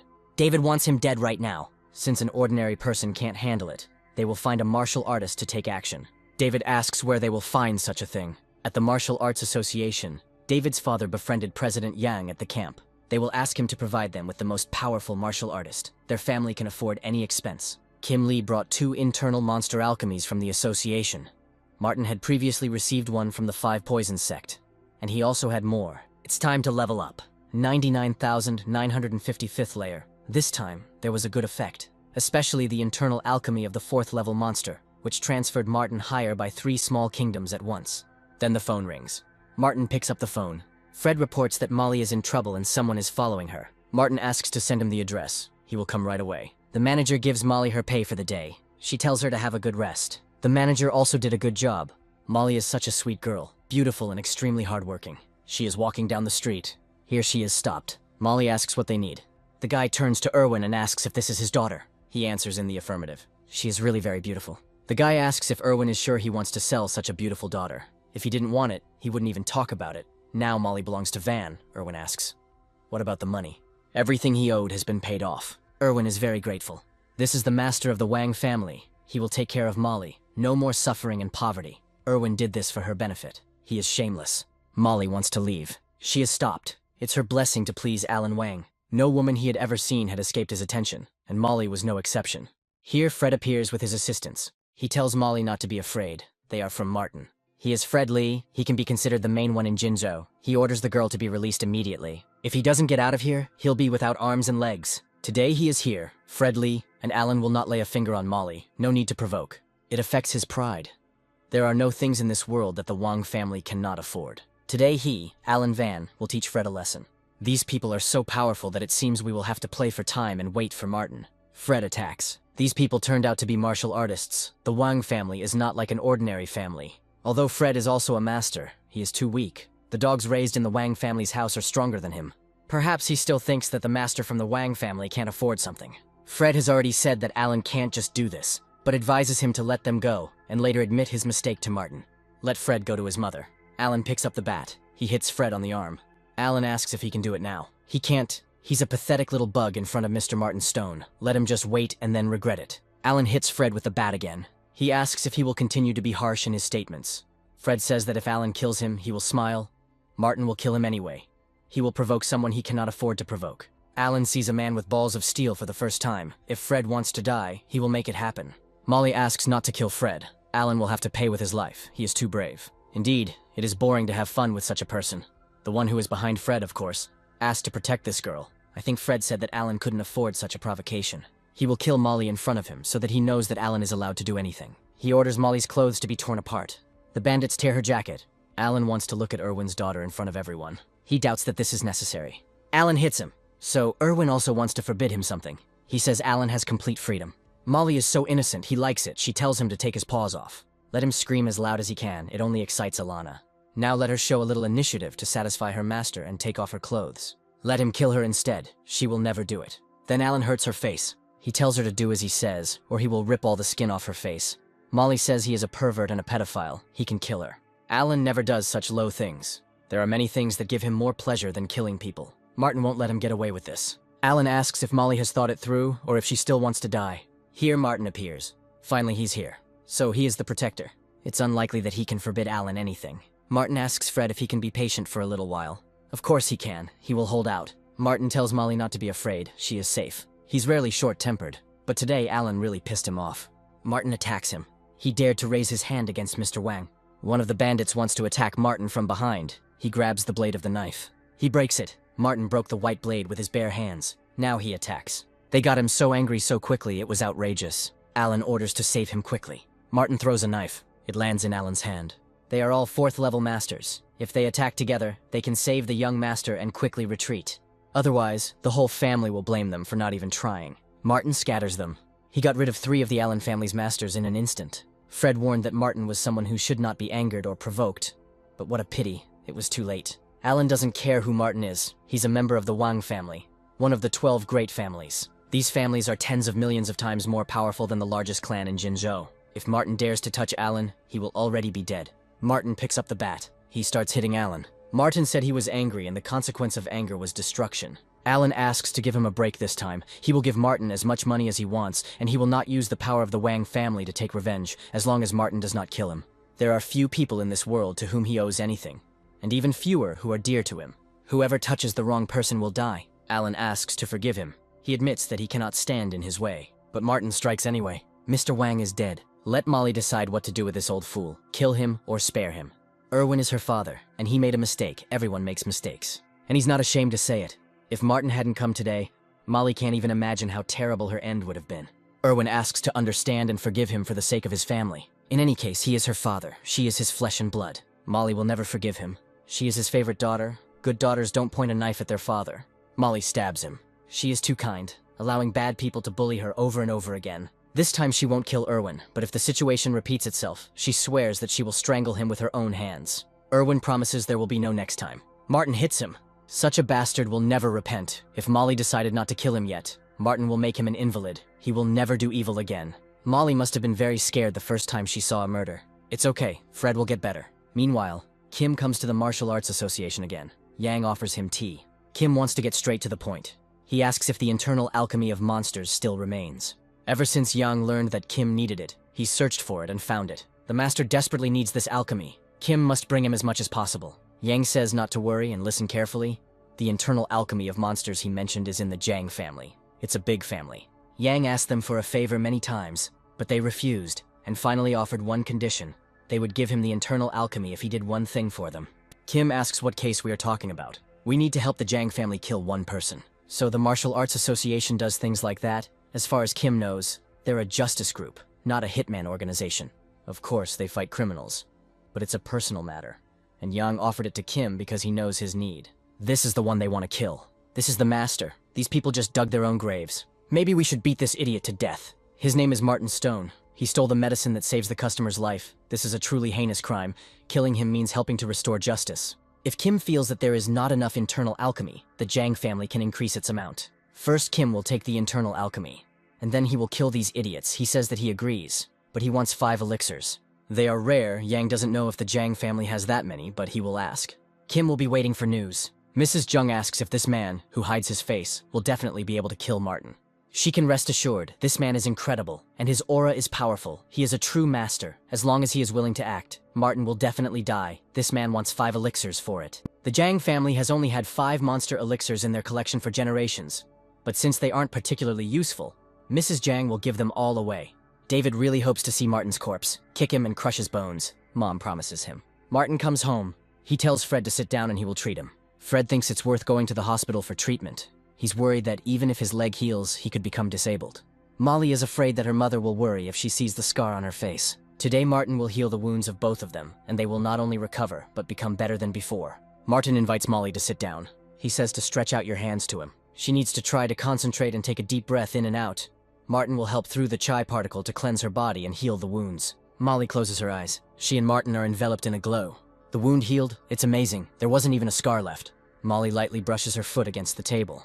As a result, it falls apart into pieces. While Martin was treating the wound, Molly's body was filled with a frantic energy. Now she has officially entered the body purification stage, which means that she has become a martial artist. She is not yet accustomed to such power. In the future, she will gradually learn to control it and become more powerful. This is amazing. Not only did the wound heal, but the strength also increased. The chi allowed an ordinary person to become a master. This is something only immortals can do.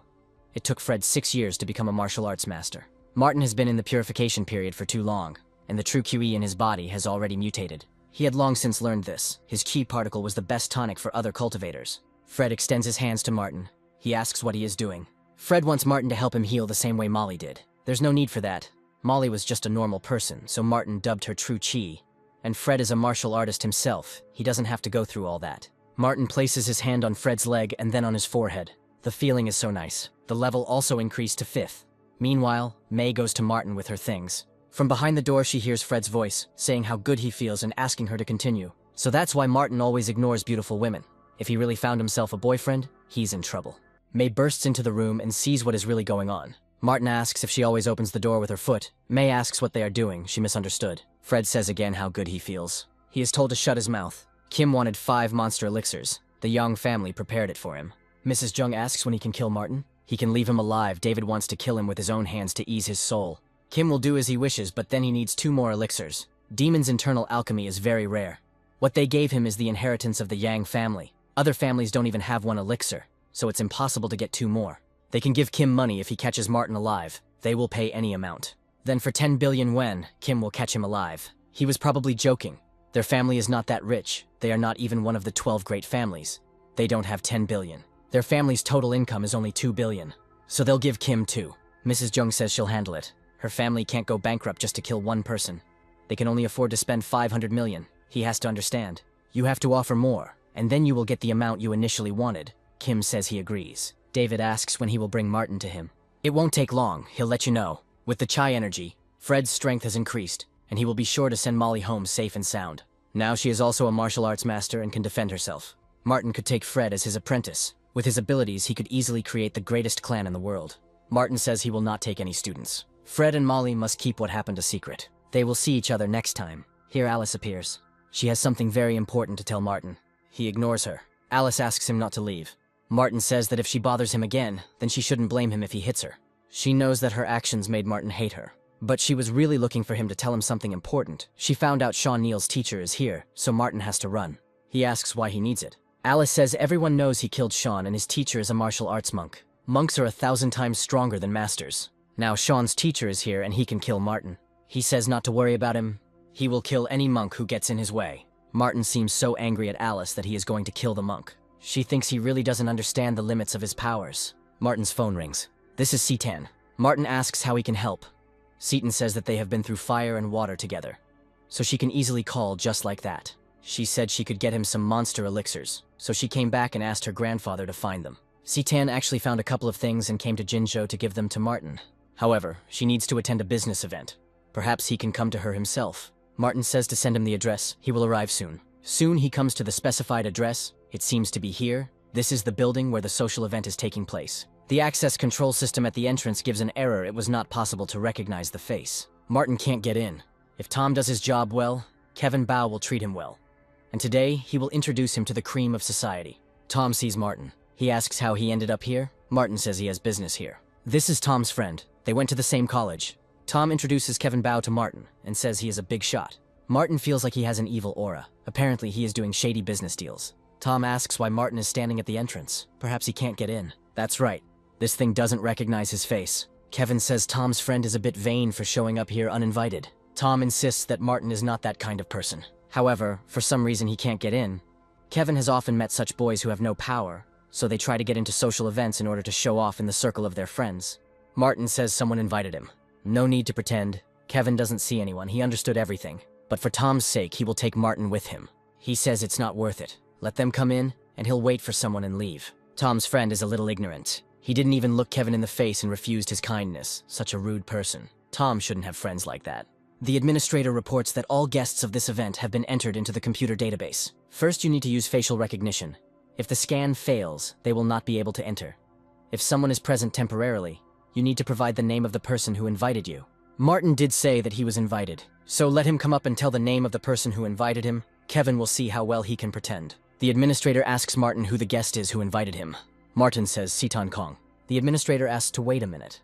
Then he says that, unfortunately, there is no guest with that name. Martin says she is also attending the event temporarily, which is probably why she is not on the list. Kevin finds it very funny that Martin keeps trying to get out of this.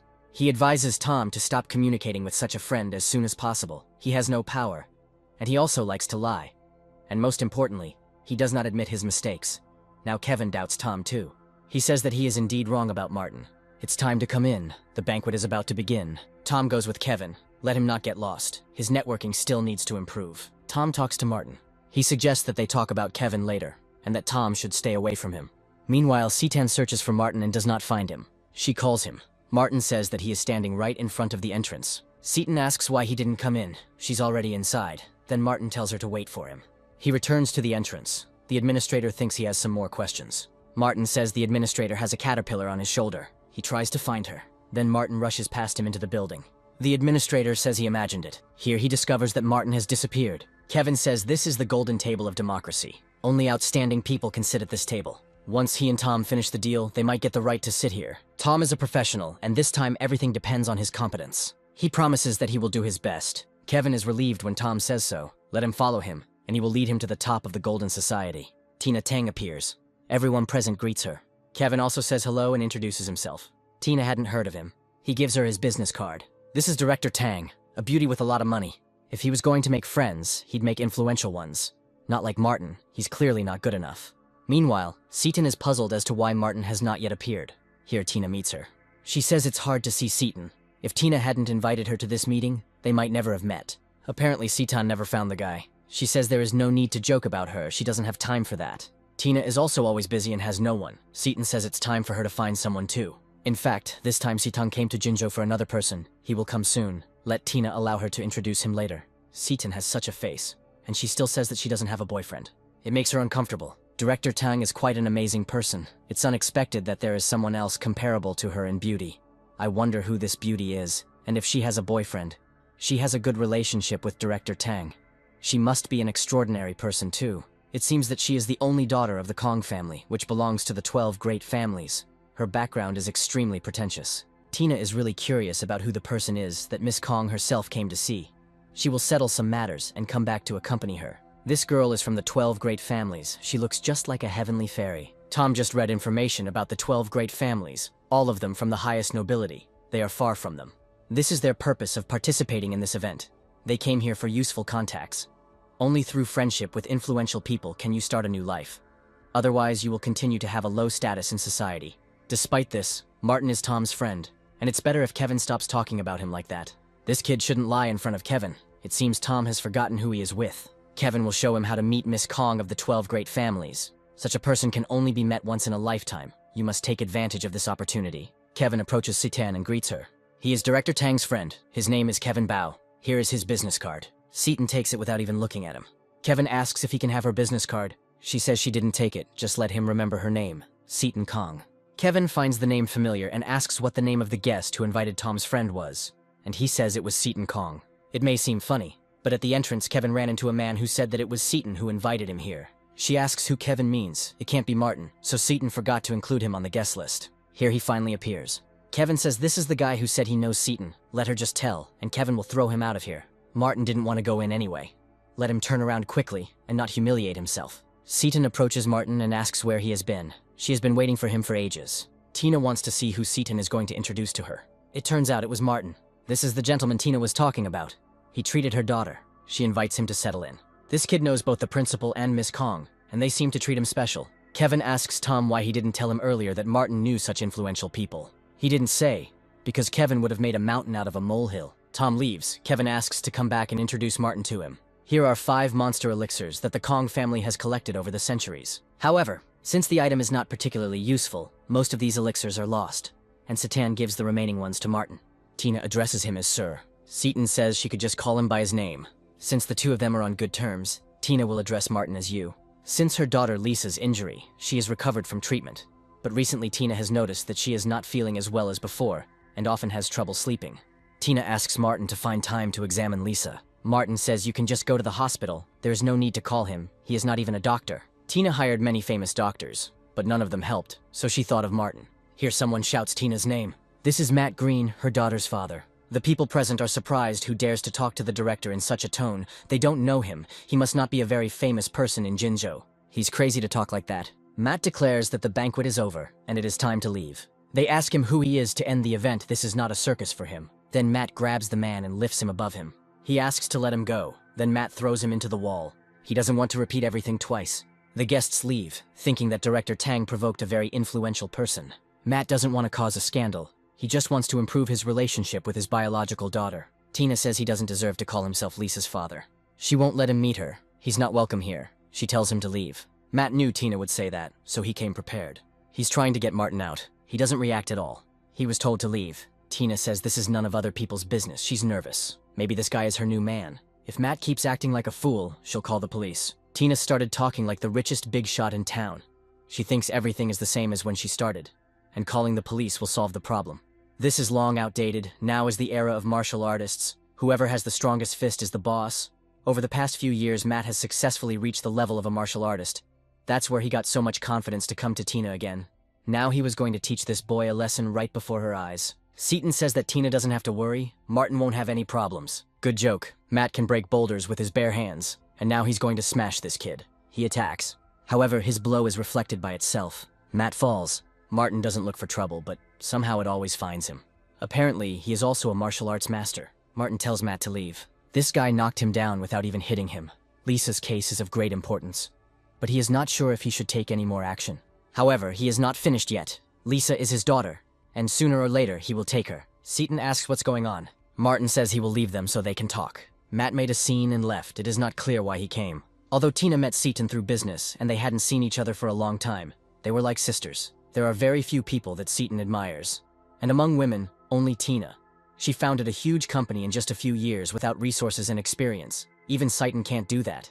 Tina is a shark in business. They will be sisters forever, and she can trust her. Tina knows that the Kong family has a rich heritage and is one of the influential families. She only learned about the concept of the 12 great families 2 years ago. Just like the martial artists, she only heard about this community, but had very little contact with them. Tina wants to protect Lisa. She can't allow any harm to come to her. Seaton asks her to tell him more. Martin felt that Matt had a strange aura. It seems like it wasn't a coincidence that Lisa was attacked by a disembodied demon. There is some connection here. Evil spirits are appearing one after another, and it is possible that the world is about to change. Martin had a good harvest. 5 elixirs that Kim Lee had tricked into bringing, and 2 more from Seaton. 990,960th layer. This time Martin has risen 6 layers higher. He is 1 step closer to the goal. David asks why the man hasn't brought Martin yet. Mrs. Zhang says it's okay. She saved Kim Lee's contact information and will send him a message now. Soon he writes that he must first go to the Tianshui Mountains for treasure. But for this, he needs a starting capital of 100 million. He needs to hire a few people to help him. He's 100% sure he can handle Martin with these treasures. David says that they need to send Kim money quickly, because for them, it's small change. Mrs. Zhang asks to give her time to think about everything. Initially, she thought that the 5 elixirs she gave to Kim were useless. However, recently, the Lan family has been looking for these elixirs everywhere. Their price is extremely high. These 5 elixirs are of great value. David says he doesn't care. Since he was a child, no one provoked him or dared to fight him. Now that Martin has appeared, he can't sleep peacefully and is in pain every day. Mrs. Zhang asks David not to worry. Otherwise, he will get even sicker. She will immediately send money to Kim. Meanwhile, Martin gets a call from Eric Lan. He needed to find more elixirs, and he finally calls with news. Martin asks how things are. Eric says he is honored to be able to do something for Martin. Naturally, he has made every effort to fulfill his request. Martin asks to get down to business. Eric used all the power of the Lan family and searched all the families. Eventually, they collected 33 elixirs. 33 is really not bad. Eric did as Martin asked and hoped that he felt relief and that this amount was enough. Martin asks to send him the elixirs as soon as possible. So many years have passed, and he is still just as cold. It's been 3 days since they sent the money, and there's still no news from Kim. Mrs. Zhang says she will write to him now and ask. He said that 100 million is not enough, and he found another treasure deep in the Tianshui Mountains. More workers need to be sent, and an additional 500 million. When the treasure is dug up, the funds will be returned to them with interest. David says to hurry up and send the money. Mrs. Zhang needs to think. Something is wrong here. She might think that Kim is lying to them, but that's impossible. A professional like him shouldn't be short of money, so there's no point in him lying. Mrs. Zhang says he sent a photo. David wants to see it. This is a stone gate. At first glance, it looks like an ancient relic. There must be incredible treasures there. It is clear that Kim did not lie to them. They must hurry and send the money. Mrs. Zhang still has doubts. Then David becomes ill. His health is the most important thing, so Mom will do everything. Kim receives a message about receiving 500 million yuan. The old dog fooled them with just a photograph of the gate where he stopped. May admires Kim. This dog is so cute, playing with the phone. There's someone knocking at the door. May opens. This is Alice asking why May is at Martin's house. She says she lives here. It turns out that this shameless guy lives with a girl. Alice leaves. She meets Martin on the street. Alice says she has business with him. This time Martin is ready to listen to her. She wants to be a martial artist and protect her family, since Martin was able to defeat even Sean Neal. This shows that his skills are not bad. Alice asks him to teach her. Martin says he doesn't have time. He's so rude, and he knows that Sean's teacher will arrive soon. Martin could die and still be so careless. Master Tsong is 100 times stronger than him. Martin says, in that case, let Alice go to Master Tsong. There is no need to disturb him. He's an idiot. Alice has no words. Now she'll kill him herself. She'll go to Master Tsong to learn from him. and make Martin regret it. She is waiting for Song, along with Yang and the others. He still hasn't arrived. They have been waiting for 2 hours already. Yang says the master is a very busy man and may be delayed. Their association must show loyalty and continue to wait. He has arrived. Master Song walks on water. This means that he is a worthy master. His style is truly unmatched. Alice has only seen this in movies, but it turns out it's possible. Master Song is many times stronger than Martin. If he were Alice's teacher, her family would stop being bullied. They greet the great master. President Yang must know very well what business Chong has come for. Martin Stone killed his student Sean Neal. Yang believes Song is here for revenge. The Martial Arts Association will do everything possible to help the master.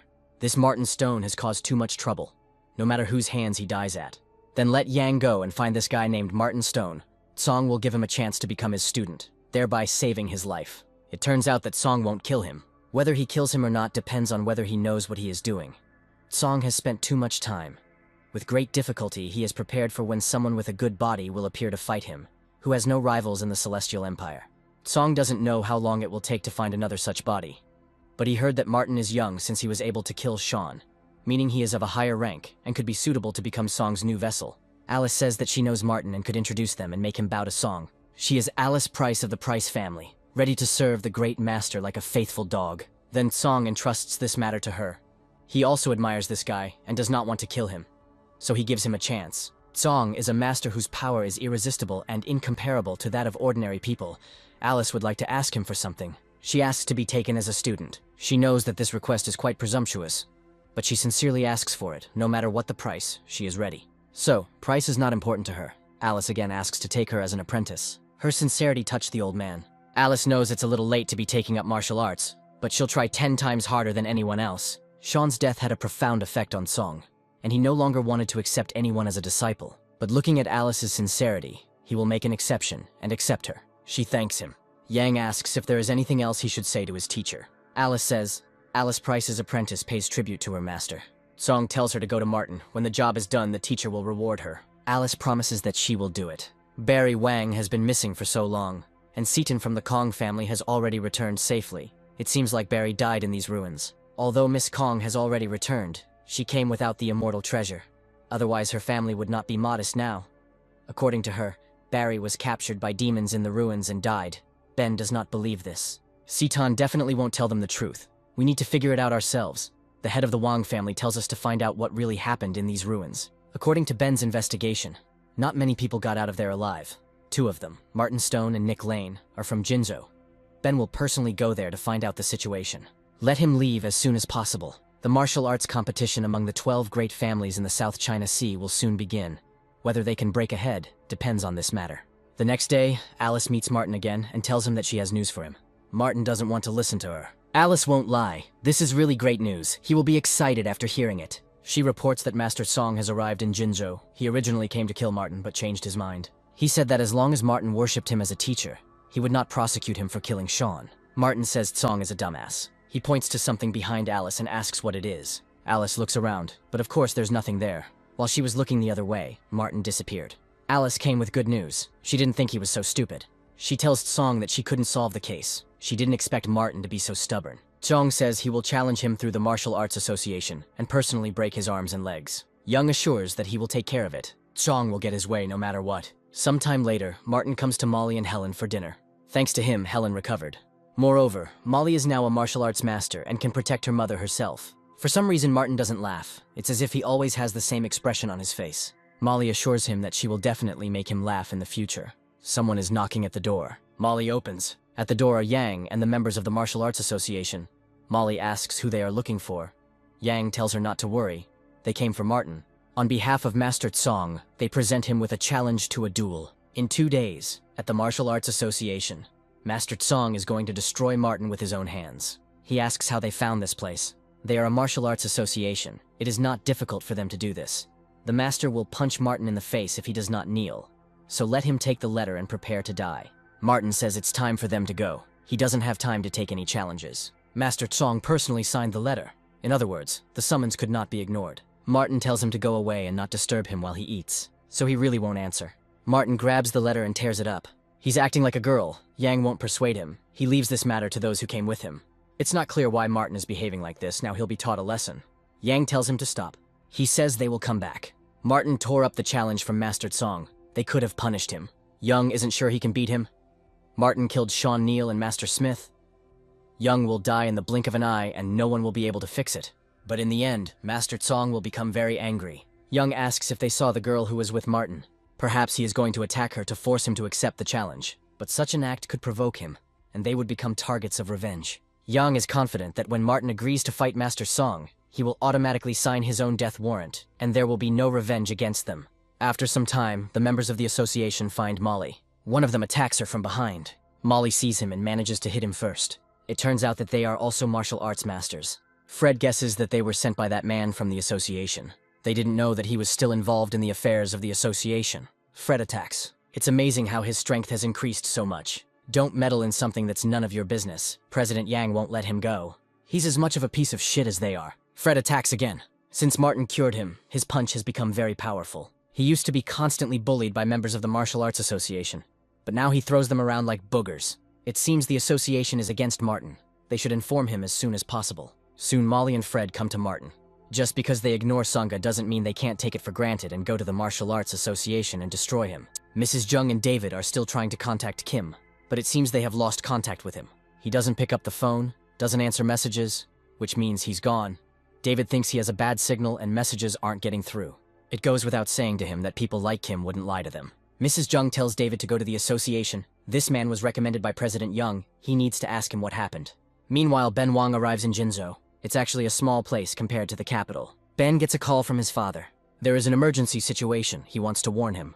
The Pang family has made their move. He doesn't know what's going on, but they're already in Jinzhou.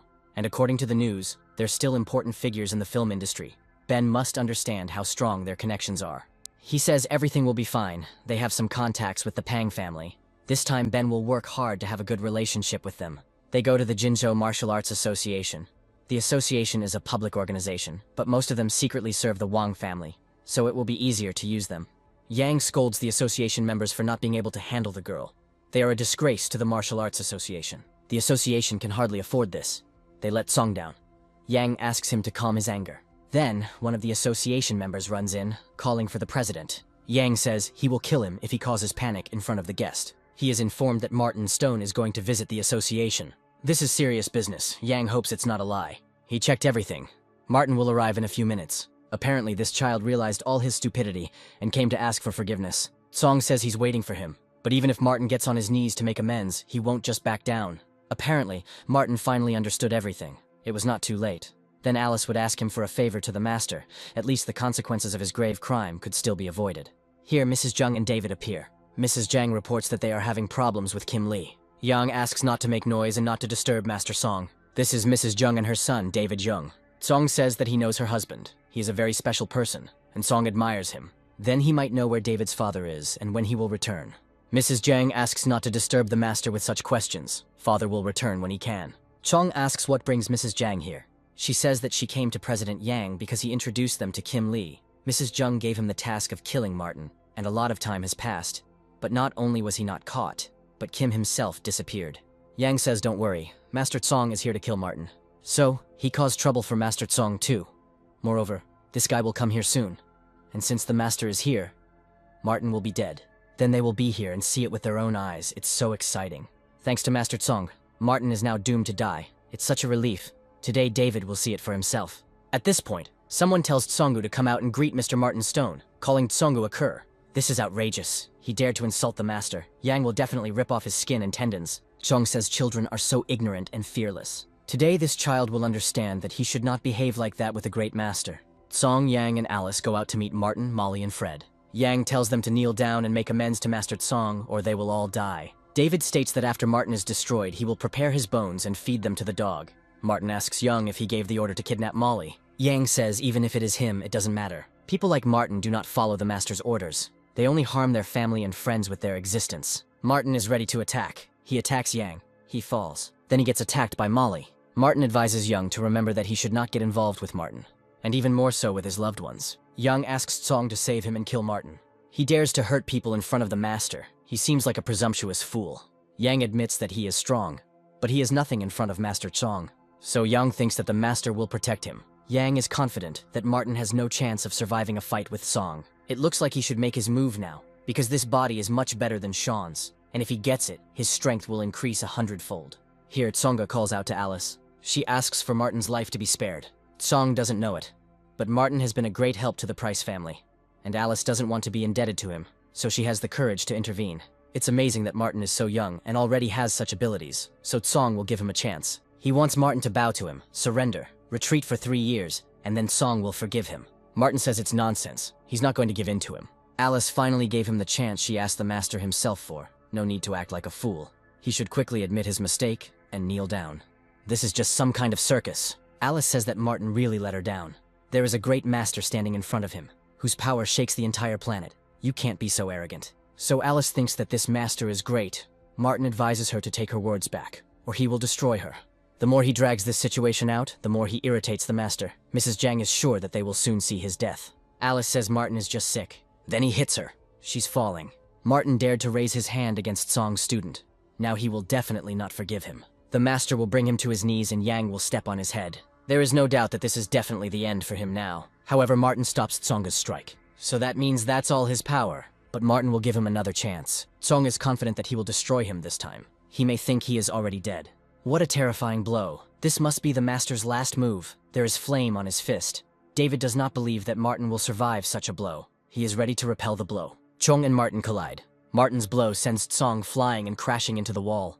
The master is defeated. It is impossible. Chong is a great master. It cannot be that he lost. But Martin said he was just a dud.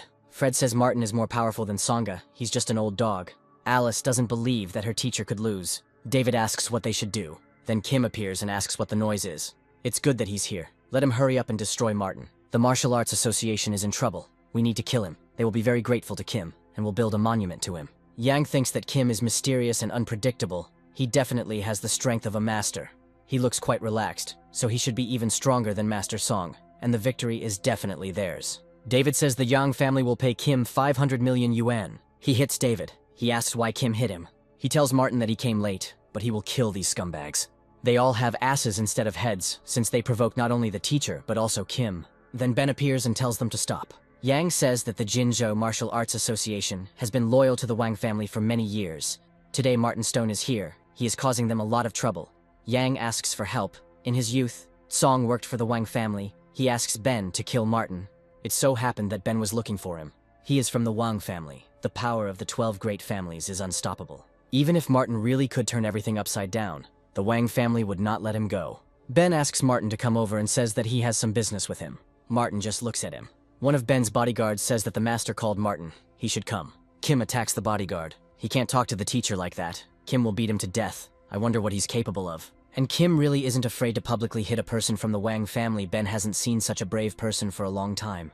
Kim says he twisted their family. Let Ben kneel before the teacher of his own free will, or he will break his legs. Ben prepares to attack. Yang is confident that his strength is superior to Martin's and Kim is finished. He has no shame or conscience. However, Ben fails to defeat Kim. It seems he underestimated him. Apparently, Ben's bodyguards were scared and will just stand there and watch. They forgot about their duties after so many years of living with the Wang family. Ben doesn't have infinite patience. They won't die if they do this. The Wang family will take care of them for the rest of their lives. But if they do nothing, Ben won't let it go. In that case, they agree to do so. Ben hits them with a flash that drains the energy from them. His family's secret technique can really bring forth powerful strength. Kim asks what kind of witchcraft this is. Martin says this is a technique of the Wang family. Since the members of the great families have the same bloodline, they can briefly obtain other people's spiritual cultivation power through a secret technique. However, this is just a trick. Ben feels even more powerful. Now his power is enormous. It looks terrifying. Now Martin will definitely die. Let them and Kim prepare for death. Kim says Ben is so fat you can't even see his face. He's going to destroy him. And this is interesting. Kim wants to show her real body. Martin says no need. Better not to stick your neck out. Ben looks so strong. This time everything has to work out. Martin will definitely die. This is the first time Ben uses his family's secret technique. Martin has never known such great power. But Ben will allow him to feel the full horror of this power. Martin easily parries his blow. Ben flies upward, no longer emitting light. He falls right on Yang. It was unexpected, but the first attempt to use the secret technique did not work. Ben still doesn't believe that Martin can be that good. He strikes again. As a result, Ben is carried far into the sky. 5 minutes later, he still hadn't fallen. Here he falls on Yang again.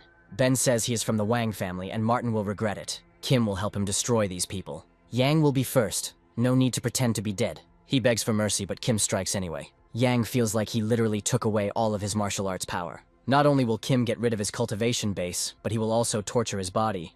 Yang will be lucky if he survives. He says he doesn't want to be a worthless person. He is a martial arts master and can't fall so low. Kim ignores his words. Now it's David's turn. He says he doesn't want to die. If Kim dares to harm him, Mrs. Jang will eat his liver. Kim throws her away. He attacks David. Now it's Tsong's turn. He says Kim will regret it if he touches him. Kim attacks. Here comes Eric Lan. Ben says it's so nice to meet Uncle, reminding him that he comes from the Wang family. His father is the head of the family, and he has mentioned Eric many times in conversations, and their families have been in contact for many years. Eric says he doesn't really have time to chat with Ben. He wants his uncle to give him credit. This man's name is Martin Stone. He is extremely arrogant, and not only is he a murderer, but he also took away the power of President Yang of the Martial Arts Association. He injured a group of people. Eric must deal with this. Ben didn't expect that he would be lucky enough to meet important people from the Lan family. This family is one of the 5 great clans that stand above the 12 great families. Yang says the Lan family is a legendary clan. Their prestige and power are higher than others. Eric must destroy Martin and his henchmen. David has a broken leg and asks if Martin is sure he will die this time. Mrs. Jang assures that the Lan family knows what to do and will deal with him. Martin will definitely not be able to escape from the hands of the head of their family and will die. Kim tells Martin that she will handle it. Eric falls to his knees and greets his master. He bowed to either Kim or Martin. Now it was definitely over. David asks why it is so difficult to kill Martin. He gives Eric his hand and helps him stand up. Eric says it's been decades since Martin disappeared, and he finally found him. He brought everything. Martin suggests they talk when they get back. Eric says these people dared to provoke him. They can't just forget about it. Ben calls Eric uncle again. He hits him. He is not his uncle. They dared to insult Martin. Van Eric will deal with these people from the Van Eric family. Young says he'll take care of everything for him. He was wrong. He doesn't want to be Martin's enemy. If one such great clan becomes angry, the entire city will tremble, and even 12 great families will become cannon fodder. Mrs. Jung asks to let her son go. She is ready to die for him. David says there is no need to be afraid of Eric, because there is a father. Mrs. Jung slaps David and tells him to shut his mouth. Eric can do whatever he wants with her, just don't harm her son. What pathetic little people. Martin is about to leave. It turned out that Alice had been wrong all along, and she might have lost Martin forever. Shame. Humiliation. David asks if his mother can contact his father. This time she promises to call him. Eric says he hasn't seen Martin for so many years, but he hasn't changed at all. Martin asks how Eric has lived all these years. He is the only one who is still alive. No one can resist the ravages of time. Everyone died of old age. He really misses those days when they were still young, those cultivators who had a common enemy and went through fire and water together. In the end, they were saved under Martin's leadership, and when Eric thinks about it, it can still cause a storm of delight in him. The era of lawlessness has lasted for more than 2,000 years. Next time everything may be different. For them, monks whose lives are about to end, this could be a new opportunity. Eric is already so old that he can hardly fight. But for the rest of his life, he will be content with the fact that he can still do something for Martin. He asks him to come over. Martin gives him strength. Eric feels like his body is filled with energy again, as if he has become decades younger. He asks if the spiritual power that Martin has now given him has extended his life. He says this is just a temporary solution. It doesn't do anything except increase the cultivation level. Martin simply allowed Eric's body to regain its strength, and from now on he would have to rely only on himself. Eric is very grateful. He is in his debt. Maybe he can help in some other way. Martin says there is something that needs to be done. We need to find the core of the continent. The news regarding the disembodied demons that Kim brought is extremely important. The world is likely to undergo major changes, and Martin must be prepared for the worst. The master is dead. Martin won't be on Alice's side either. She doesn't know what to do now. She originally wanted to become stronger, but it turned out to be a waste of time, and now she won't be able to protect her family. It turns out that Song is alive. He says Alice might scold him. He underestimated Martin's strength. Alice will heal his wounds better. No need. He is too badly injured. All his bones are broken. He can't move. Now he wants to tell Alice something important. He asks if she wants to practice and become stronger. She wants it, but Song is powerless now. Although they lost to Martin, but Alice's teacher comes from the ancient Shui sect. They have been powerful for many years. Song is the master. That is, the master of all masters, and also the keeper of the evil lunar gate that has existed for thousands of years, and the demon is about to awaken. Alice asks why Song calls himself the master. He says this is the rule of the lunar gate. There is only the master and the slaves. Whoever is stronger is the boss. When Alice becomes stronger, she may have countless servants. Song wants her to help him get to the sect, after which he will make her extremely powerful. As long as Alice is on his side, he promises to help her. Then she will become stronger than their opponent Martin. She will surpass him, and everything she wishes will come true. Alice may have her doubts, but Song can't lie to his student. Alice agrees. David tells his mother not to be shy. He needs to call his father. Mrs. Jung calls and says she's looking for Liam Young. They ask her who it is and what the matter is. Mrs. Jung says that this is Liam's wife. Something happened at home. He should come home quickly. Master Jang still holds the vow. He ignores reality. Mrs. Jung says that if he doesn't come back, his son will die. The monk who answered the phone goes to Liam Young. He knocks on the door and is invited in. Liam is informed that his wife has just called. He is a nobody. He cannot have a wife. Don't bother him. The monk says Liam's wife asked him to tell him that if he doesn't come back, his son will die. He can't ignore this. After all, there are still things to do in the outside world. Liam says he'll go out for a while and then come back. Martin doesn't know how much these demon elixirs will increase his cultivation layers. He tries all 33 elixirs. 99,975th layer. Not a bad result. The small goal of 100,000 layers is getting closer and closer. Martin is looking forward to finally doing this. Then May calls out to him. She says something happened. Her father is here. Martin thinks that since May tells him this, it means he has some business with him. May explains that her father came to visit her and wants to take her away from here. Martin says that's good and asks when she's leaving. May is indignant. He can't say that. She won't leave. She lied to her father that she found a boyfriend, so now he wants to meet Martin to start a family and a business. Martin ignores May. She is trying to get his attention. A man who cannot say something good should not speak. May needs to find a boyfriend. Martin says she can find it on the internet. May thinks everyone there is scary. But they can talk, and Martin can't. May has been living with him for a long time, which means he is the most suitable candidate. Here her father comes in. With him is John Smith from an influential family. He wants to marry May. She tells him to leave. He is not welcome here. No need to be so rude. May's father asks Martin if he is her daughter's boyfriend. Martin doesn't answer. May confirms that this is her boyfriend. Then her father asks what his name is. Martin still doesn't answer. May calls his name. John asks if they live together. Martin answers negatively. May must not forget that she is John's fiancée, and she lives with a savage who doesn't know how to talk to people. May says she didn't agree to be with John. May's father shouldn't have let him get engaged to her without asking her opinion. But since it had come to this, there had to be a solution, and he would find it. May says there is only one way out: break off the engagement. John is totally against it. May has a boyfriend, so there's nothing she can do if he's against it. Enough insults. She should leave Martin, and that would be the end of it. John will be able to forgive the fact that they live together, and will not blame her. May declares that she is pregnant with Martin's child, and will not leave him. John says she can keep the baby. He will raise it after May comes back and marries him. He is not worthy of raising Martin's child. He planned to break up the Lee family by marrying May, but it was impossible. John won't talk to them. Whether May believes it or not, he will kill Martin. May says she doesn't believe it. Looks like trouble is coming. Better get out of here, Martin says. Let them talk first, and then he'll come back. They tell him to stop. Father May wants each of them to stay here and talk about it. Of course, things of this kind are unpleasant to discuss, but they are necessary. May doesn't agree because of the child. Until Martin leaves her, she won't want to marry John. May says he shouldn't even dream that she will marry him. The Lai family is in decline, like some of the other 12 families. If the Smith family annexes the Lai family, then they will be at the head of the 12 families, so they must get May. John takes out the check and signs it. He says he will give Martin 10 million if he leaves May. Martin decides it's better to choose the lesser of two evils, take the money, and leave. May says their love can't be destroyed by money. John realized this was not enough. Then he will give Martin 100 million. John heard that May's boyfriend was just a teacher. 100 million would be heaven for him. He loved May until he came across that kind of money. The Lee family, although not the same as before, is still a rich family. Martin and May are different and hardly suitable for each other. May says Martin is not what he seems. Enough chatter. May's father will not force Martin. It is his choice to take the money or stay with May. But the latter will be more difficult, and they must be prepared for the difficulties that will arise in the future. Or Martin will take 100 million. He will have no problem with this choice. Indeed, nothing complicated. Martin chooses 100 million, and May doubted the power of money. Now he can go away and do whatever he wants. May asks him not to leave. John will show what money can do. Martin will do anything for it, fulfill any whim. John tells him to bow down and call him daddy, and he will give him another 100 million. Martin hits him. He dared to take John's money and hit him. May says John deserves it. Now Martin will show him. John wants to kill him. He attacks. Martin hits him again. As a result, John flies out the window. Finally, silence. May's father says the Smith family is very influential, and May broke off her engagement to John. She should have taken into account that this family would not let Martin leave. If May really likes him, she should think about whether this will end well for him. She understands that Martin is in trouble because of her. She knows that he is strong, but the Smith family is the most influential of the 12 families. May hopes he doesn't blame her or hold a grudge against her. If you live in the human world and you encounter problems that you can't avoid, you should get out of there and find a new place to cultivate as soon as possible. If Martin is not angry, May can promise something. Maybe not everything, but everyone considers them a couple, so he can do whatever he wants with her. Martin tells her to get out of here. He'll have even more problems if she doesn't leave. Martin is so stupid and it's so annoying.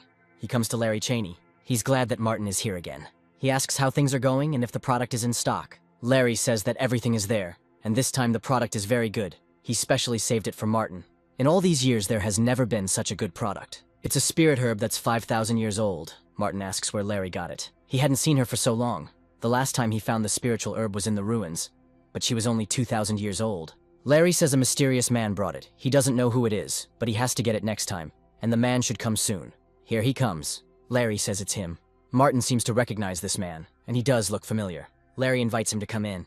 The man believes that the merchant has no doubts about the quality of the goods. Larry says last time was the best quality he's ever seen. Then let him pay. Money in one hand, goods in the other. In the future, he will take as much of the product as he can. The product is so good. The man hands the goods to Larry. He is about to leave. Martin asks him to stop. He thinks it's Tom. He says that Martin was wrong. He leaves quickly. The last time, the ominous aura came from someone who called himself Kevin Bao. This time, the same aura comes from Tom. This grass, which is 5,000 years old, does not grow in ordinary places. In other words, Tom's group found a special place, and most likely it is rare. Someone sees Tom on the street. Apparently, he is the one they are looking for. The compass points to him. There can be no mistake. Tom has the goods. Then the general managers of the Martial Arts Association, Dan Gray and Susan Weiss, get down to business. A car pulls up to Tom with Kevin sitting in it. He asks how the deal went and if Tom received the money. Tom hands him the payment for the goods. Then police cars show up. It's clear that they've been tracked. They need to get away. Sooner or later, they'll be blocked from passing, Kevin says. Then they need to stop and take a few people hostage. Martin just happens to be passing by. Kevin tells him to stay still and get in the car. Here he recognizes Martin. Tom asks to let him go. Kevin decides that there will then be 2 hostages. It's so good to take hostages. Now the cops are afraid to intercept them. Kevin took a family hostage who was also passing by. Martin and Tom are also sitting in the car. Martin asks Tom what he is doing. He tells him to take off his glasses and mask. An evil spirit entered his body. Martin asks where they are going. Tom says that at the right moment he will ask Kevin to let Martin go. The man asks to let him go. He is told to shut up. He could be their hostage. He asks to release his wife and son. Martin tells Kevin to stop right now. He's playing with fire. He might get burned. Martin is a nobody. His acquaintance with Tom means nothing. Kevin will kill him anyway. Then a police helicopter appears in the sky. They have problems. The helicopter will track them down, and it will be difficult for them to get out. Kevin tells them to go to the tomb. It's a terrible place. They lost a lot of comrades there. Harry doesn't want to go there. It's very dangerous here, but Tim still doesn't want to go to the tomb. Kevin says if not there, then to prison. They won't be able to escape persecution. The ancient tomb is huge. They will find another exit and leave with impunity. Moreover, no one but them knows what is inside the tomb, so the advantage is on their side. Now it's clear where they found the spiritual herb. The helicopter commands us to stop immediately, otherwise they will open fire. Kevin tells us to go to the tomb. It looks like they won't stop. There's nothing easier than killing them, and Dan hasn't done it in a long time. Susan points out that they have hostages. Dan says it doesn't matter. There can only be one outcome to this story. He shoots. However, the blow misses the target. These people in the helicopter are not right in the head. They know that Kevin has hostages. They need to press. The tomb is very close. Dan missed twice. We need to try again. He shoots again. He is confident that this blow will hit the target. The boy says he doesn't want to die here. Martin disappears. He appears again on the roof of the car. The projectile flies straight at him. Martin deflects his blow and he explodes in midair. It's impossible. He blocked the missile. Even a martial artist couldn't do that. He should have died. The car is slowing down. Kevin orders them to get out quickly with the hostages. Martin appears, and it turns out that he even survived. Kevin says he should speed up. He won't repeat himself twice. They came. Here is that very tomb. Martin senses a strange aroma coming from there. A moment later, everyone enters the tomb. This door appears to be made of bronze. There are few tombs with doors. It may belong to a prehistoric civilization. Harry tries to open the door, but it doesn't want to open. Kevin throws Harry the key. He tries to open the door again. It still doesn't work. Tim says that last time the doors opened after their people died. Kevin decides that they will try to kill one then. The couple asks to release their son. Harry and Tim beat them. The boy bites Kevin on the hand. He threatens to shoot him. Then the boy hides behind Martin. Kevin tells him to move away. He tries to move Martin, but he can't. Kevin told him to get lost. He would kill him eventually. Martin asks how he found this place. Kevin says he has no right to ask that question. Tom tries to calm Kevin down and asks him not to get angry. Kevin tells him to get out. Martin hits him. He says he needs an answer to a question. Here, Dan and Susan appear. It is unlikely that anyone will be able to escape from them. Harry tells them not to come closer, or he will kill the hostages. Dan says he doesn't care about their lives. If not Kevin and his men, then he will kill them. It's clear that Dan and Susan are from the Martial Arts Association. This association is supposed to protect people and order in the country. so it's not clear what the difference is between them and Kevin. He says it so sweetly. Of course they are different from him, they are better, and the last word will be theirs. Dan shoots again. The explosion misses again and throws Kevin and his accomplices into the air. Martin senses the aura of the Lixian relics. They say they are traces of a prehistoric civilization. Immortals use magical formations to make their directions unstable, making them incredibly difficult for ordinary people to find. And the essence of the so-called key is to search for the relics of Lixian. More than 5,000 years later, Martin found several such places, but they were destroyed. These places were dilapidated and their spiritual energy was depleted so that nothing remained there. If these are real immortal relics, Tom and the others can collect the spiritual herb inside. It is a relic, but they will not be able to connect it with the tomb and will simply go inside.